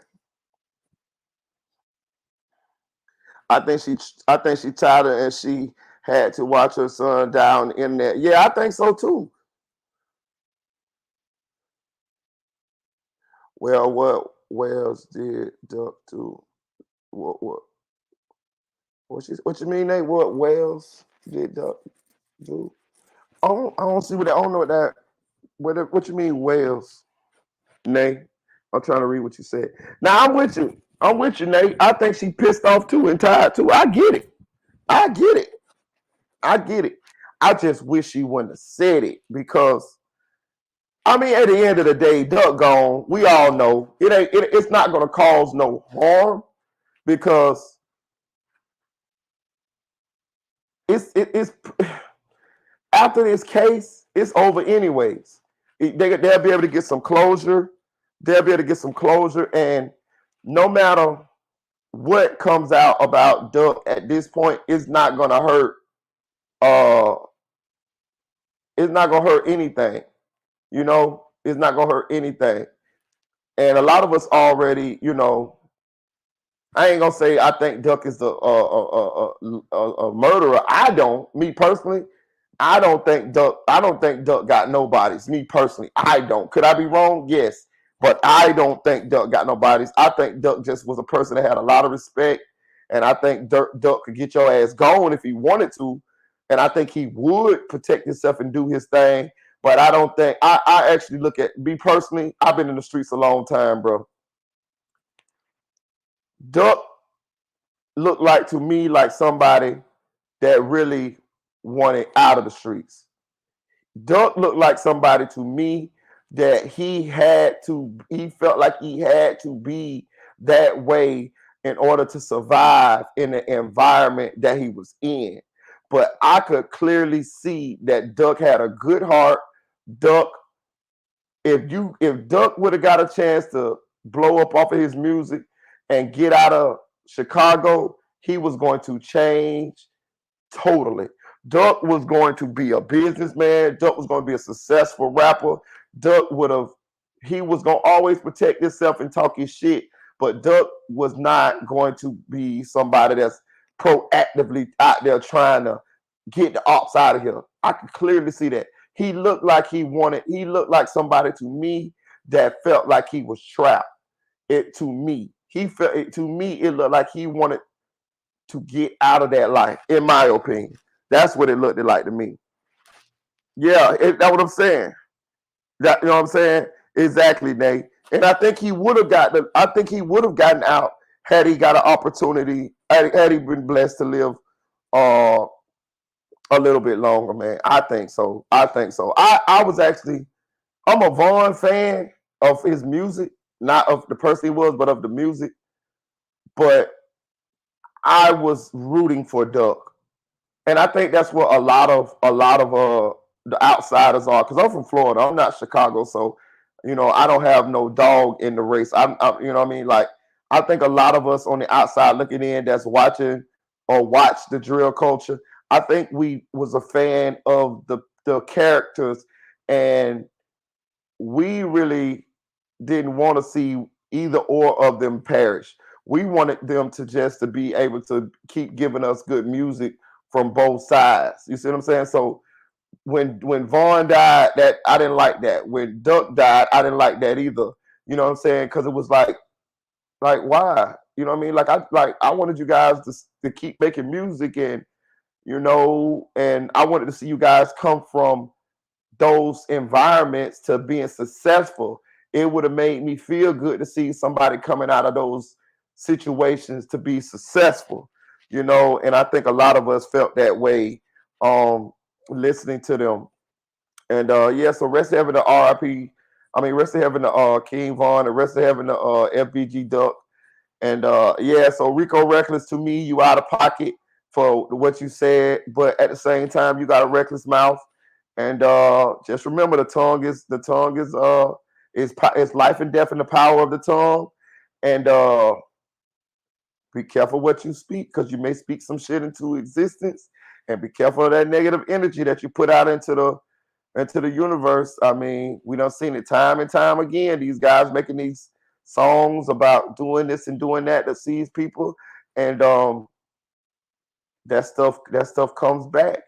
That stuff comes back. I've sat and actually watched drill rappers die, like on the internet. Like, you know what I mean? Like we'll be watching you do interviews.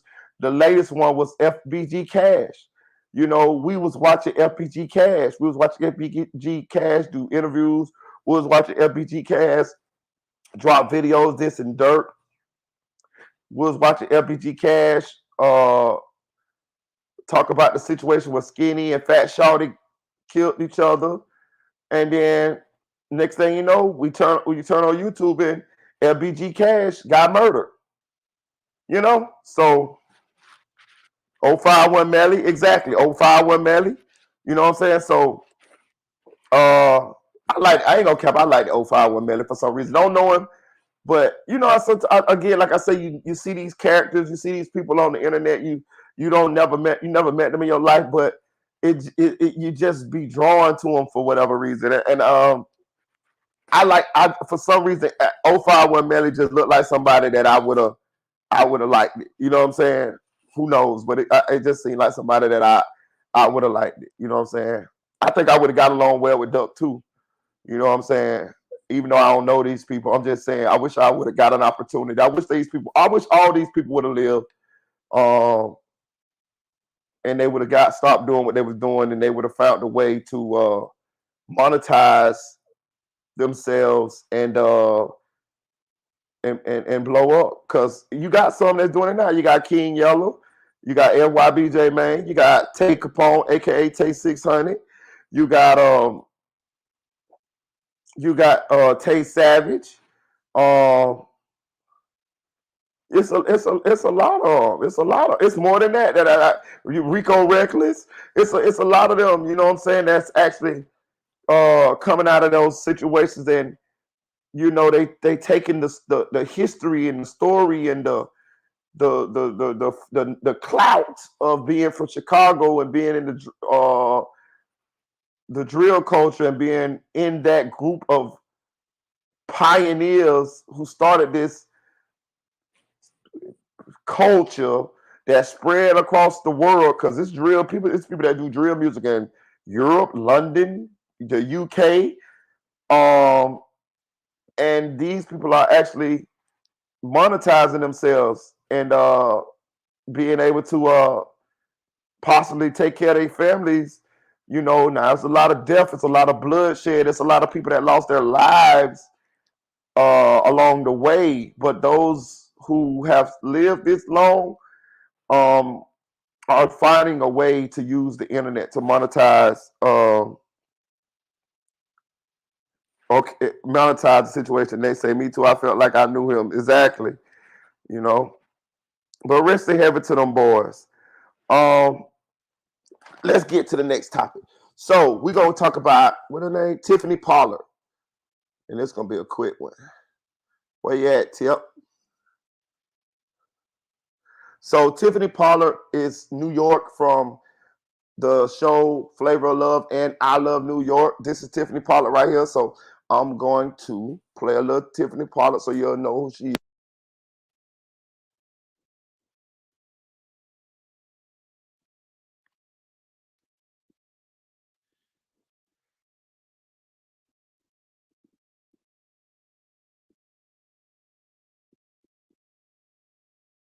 I'm walking down Hollywood Boulevard and this guy approaches me and he goes, and I'll never forget his name. His name is Terrence Martin.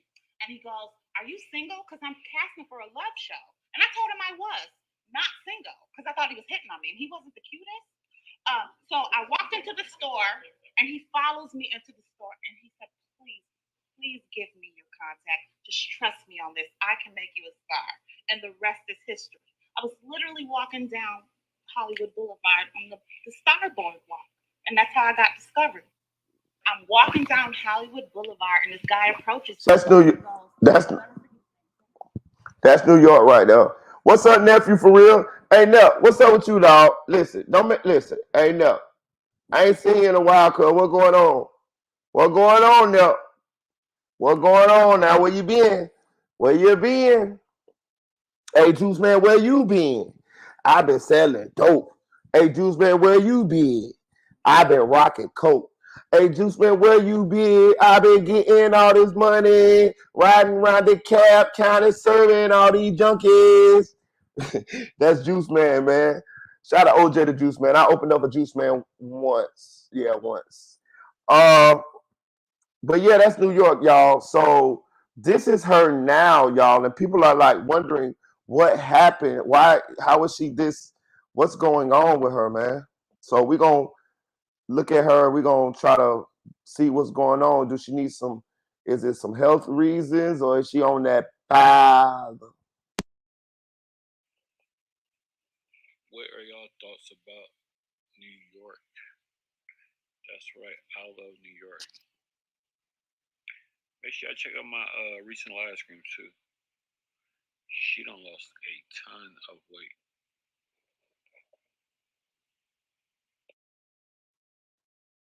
Let's play it again, y'all.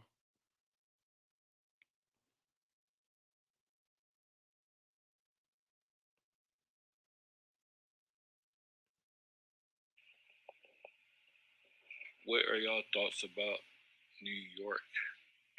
That's right, I love New York. Make sure I check out my recent live stream too. She done lost a ton of weight.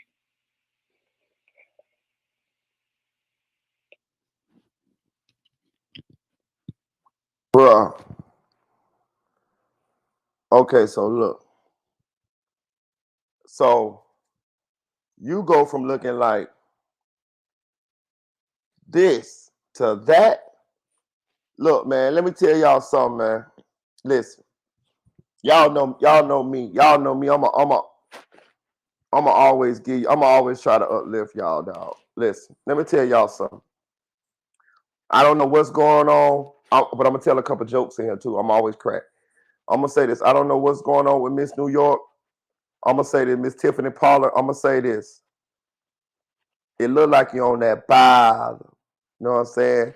But I hope that you're not on any drugs that's making you look like this, and I hope that you don't have any health problems. So forgive me before I go in if you have any health problems, because it don't look like nobody knows what's the real issue with her weight loss. Now, what I'm finna say is all opinion. I don't have enough evidence to make a factual decision on it, but since this is going viral, I'm gonna speak on it. And I could be wrong, but I'm gonna break this down. Women, I need y'all to know y'all beautiful. Do y'all hear me? I need y'all to know that y'all beautiful. Not only are you beautiful, you sexy. I need y'all to know that. Listen to me again.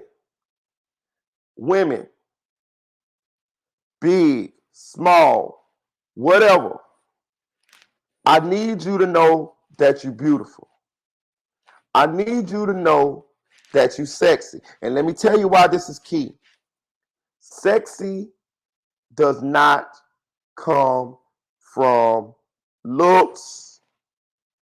I want y'all to understand this. Sexy to us does not come from looks.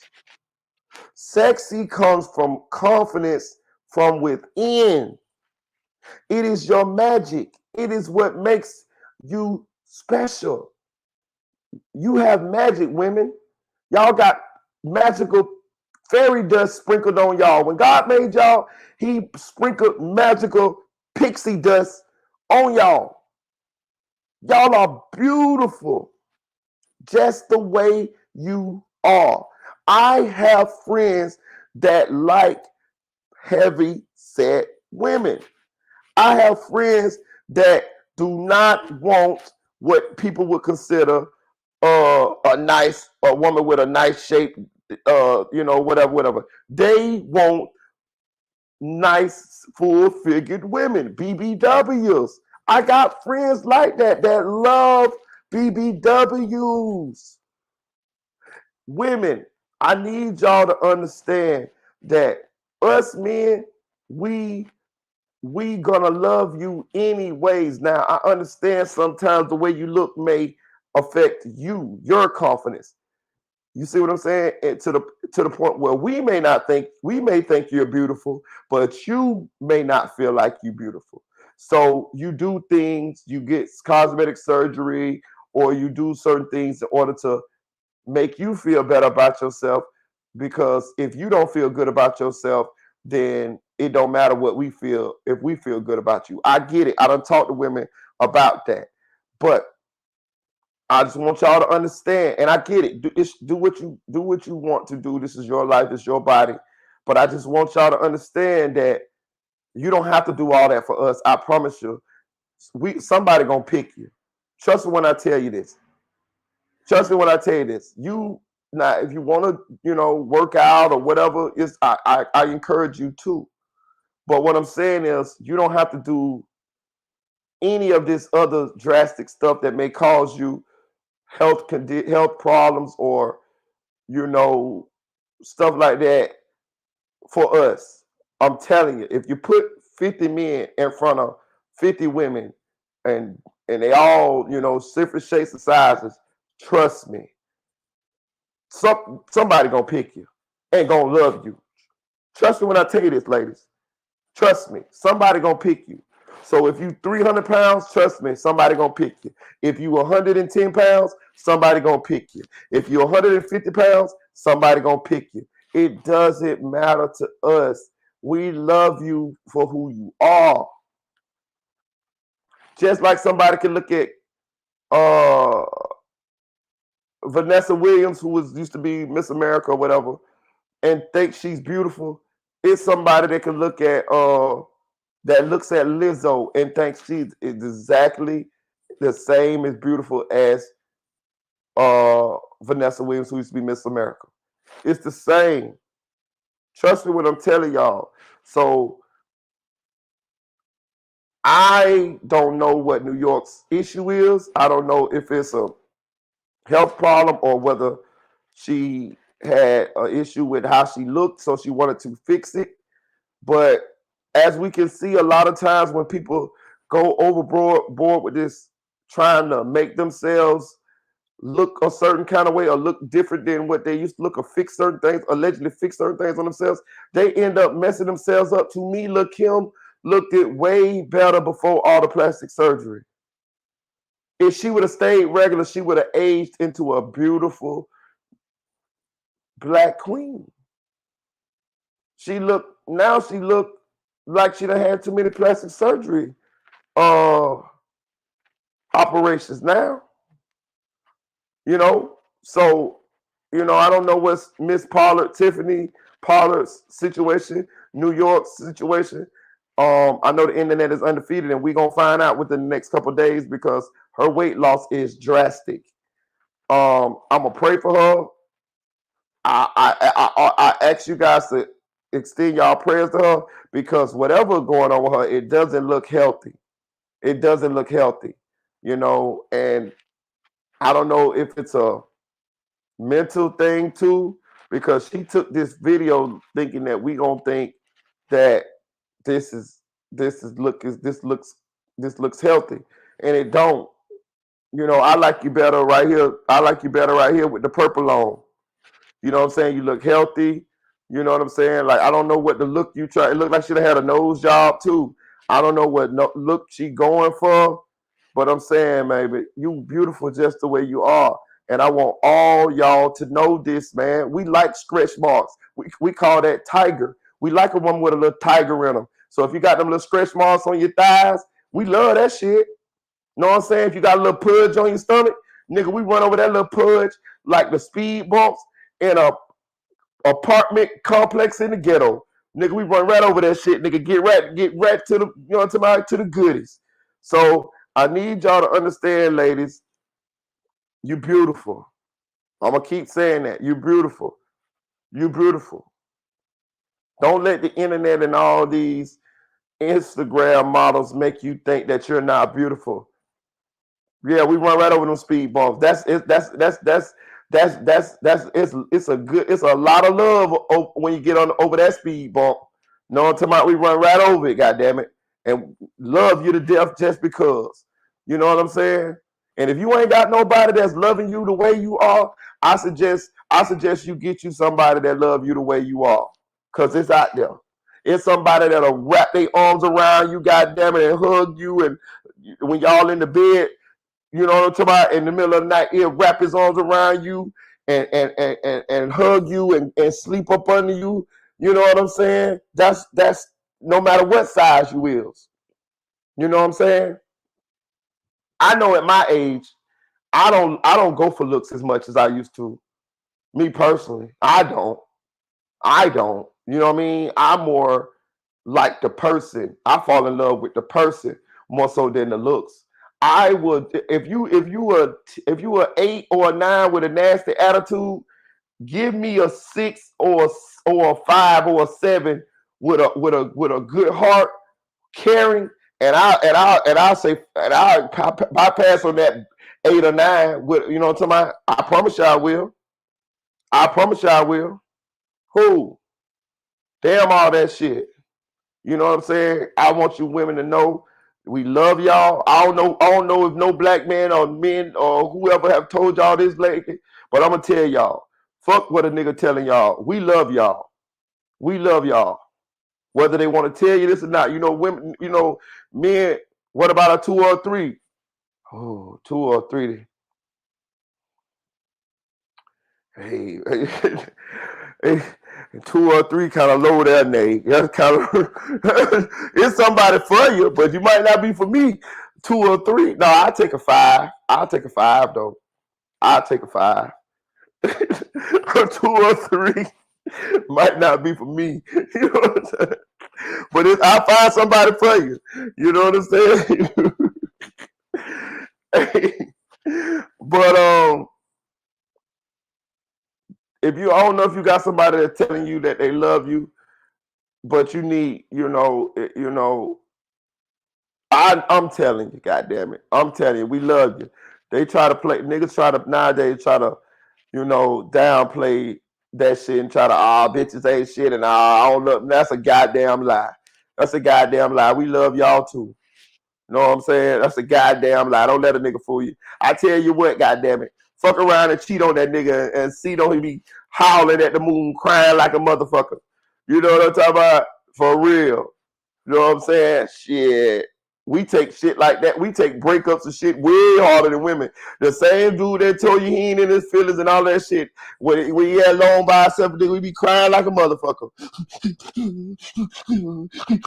I'm telling you now. Scotty Flake say not on 2 or 3s, man, because they 2 or 3s. I listen. Even if you a 2 and a 3, I want you to tell yourself you ain't no 2 and a 3, goddamn it, because I think that 2 or 3 shit you got to fool you got to trick your own mind, goddamn it. You got to fool your own mind, bitch. You got to look in your mirror. You got to look in the mirror and be like, shit, bitch, I ain't no 2 or no 3, bitch. I'm a 5. You know what I'm talking about? If you a 2 or a 3, I want you to get in that mirror and say, bitch, shit, 2 or 3. Well, bitch, I ain't no 2 or 3. I'm a 5. That's what I want you to tell yourself every morning when you get in that mirror, goddammit. Bitch, who? 2 or 3, some good pussy under this good. 2 or 3, I ain't no 2 or 3, bitch, I'm a 5. We gotta do some hypnosis with them 2 of them 3s, goddammit. You're getting sleepy. You're getting very sleepy. We gotta do some hypnosis with them bitches.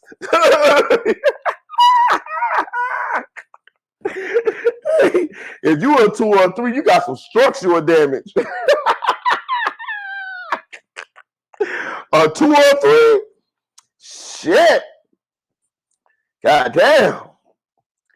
Y'all got to describe what a 2 or 3 is to me, god damn. I'm trying to picture one of them motherfuckers. I can't even picture a 2 or 3.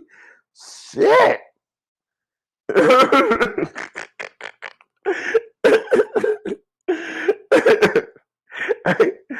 Hey, we gonna hypnotize them 2s or the 3s into believing that they 5s though. You know what I'm talking about? For real. But I'm gonna get off this. I'm gonna end this live, man. It's been real, man. We rocked out for like 3 hours or something. I gotta get up in the next couple hours and go to work. Shout out to Nay Said It. It's been real, Nay. I enjoyed you tonight, man. I enjoyed you rocking with me, man. Shout out to Scotty Fly. Scotty Fly, you been in the cut lately, goddamn it. Now I see you popped out. I had to talk crazy to get you to pop out. I see you though. Shout out to Sante Honor. Shout out to Camille Kimball. Shout out to Anonymous One. Y'all go subscribe to Anonymous One channel.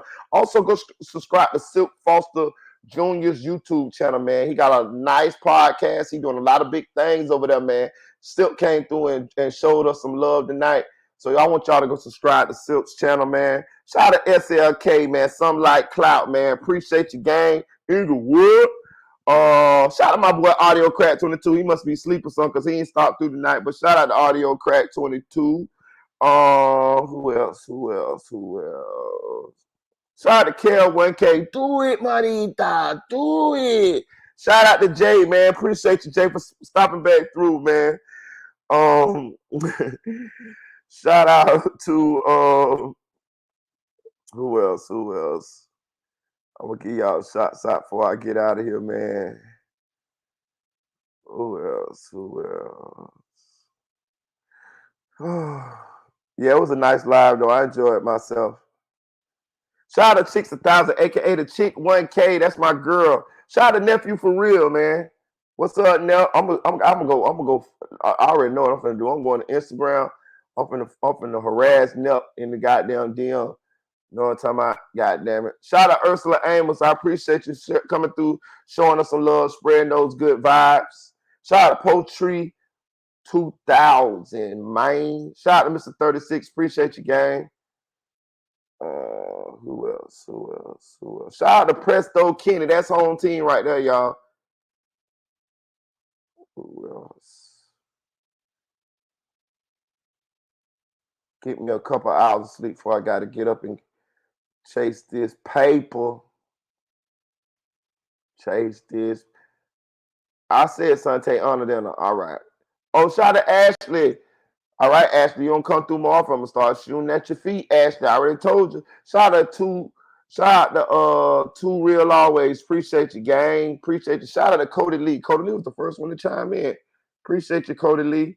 I got a couple more stories that I'm gonna give y'all too about. Shout out to Marquell Stansfield. Fam, it is what it is. Scotty Fly say, my bad, bro. I'm on you if you go live tomorrow. Appreciate you, Scotty Fly. And I was want to say, bet my boy, good live. It was a good live, man. I appreciate y'all.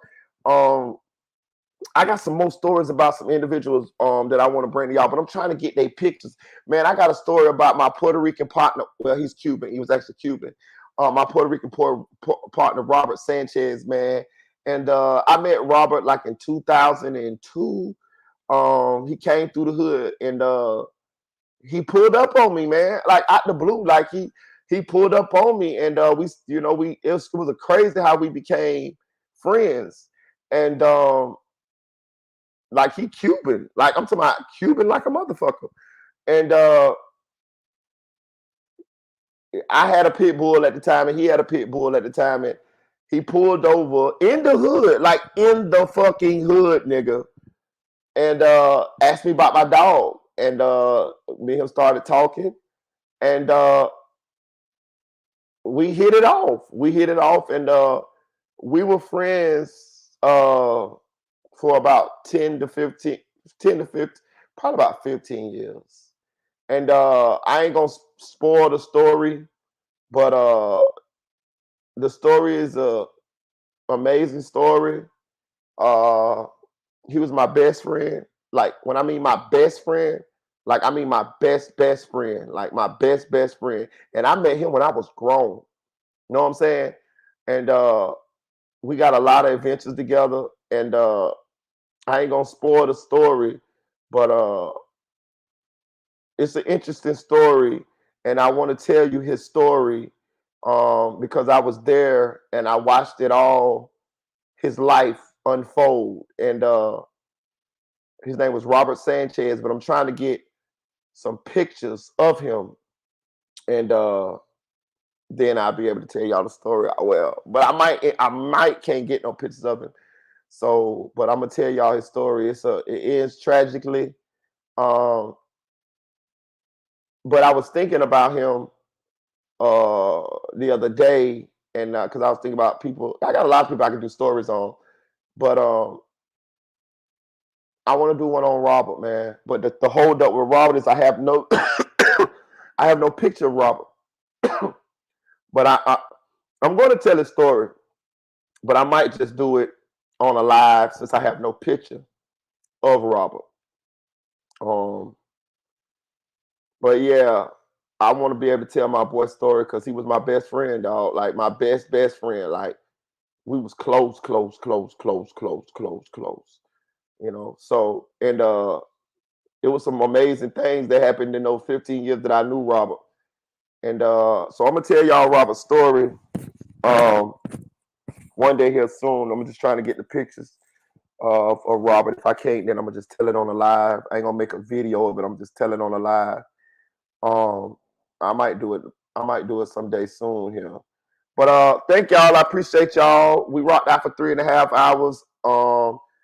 Please hit that like button, guys. Please hit that like button. The channel is growing, man. Shout out to Numbers One. My boy say we at 4.2. And we going up, y'all. We going up, man. I'm here for the long haul, y'all. I ain't going nowhere. I'm gonna be right here. Till then, I'm gonna be thugging behind the project building. That's Juvie. I'm gonna be right here, y'all. You know what I'm saying? Like, however long it take me to get to whatever amount of subscribers that I feel like it's a success, then I'm gonna be here, and I'm gonna be grinding, like, you know what I'm saying. So whenever God bless your boy, then that's when it happened. Till then, I ain't getting impatient. I'm enjoying the journey. I'm enjoying each and every live that I get to talk to you guys. Honestly, I would still be on live if I ain't have to go to work. You know what I'm saying? Like, so y'all know me. I done did 17-hour lives, 8-hour lives, 10-hour lives. That's the sign of somebody that has a passion for this. You know what I'm saying? Like, look, I've supposed to been off the live already. I'm still talking. You see what I'm saying? So, I'll be here, dog. Y'all don't worry. We gonna keep building this platform. We gonna keep growing this platform, and y'all watch. Y'all watch where we be at, man. And you guys gonna be able to be the guys to say, man, Maria, y'all remember when we had 4,000 subscribers? You remember when we had 12 people in the live? Y'all remember when we had? Now look, you see what I'm saying? So just chill, just stay down, hit that subscribe button, hit that like button. Follow me on Instagram, MERITABOY, the number one, Marita Boy 1 on Instagram, MERITBTABOY 1, Marita Boy 1 on Instagram. Subscribe to the channel. You can actually become a member if you go to my homepage and click. It's like $2 or $3 to become a member. I would appreciate that. That let me know that you're rocking with us. That let me know that you're a part of the Squiddy. Share these videos too, man. Share these videos, man. But yeah, I appreciate all you guys. Have a good evening, man. Chill.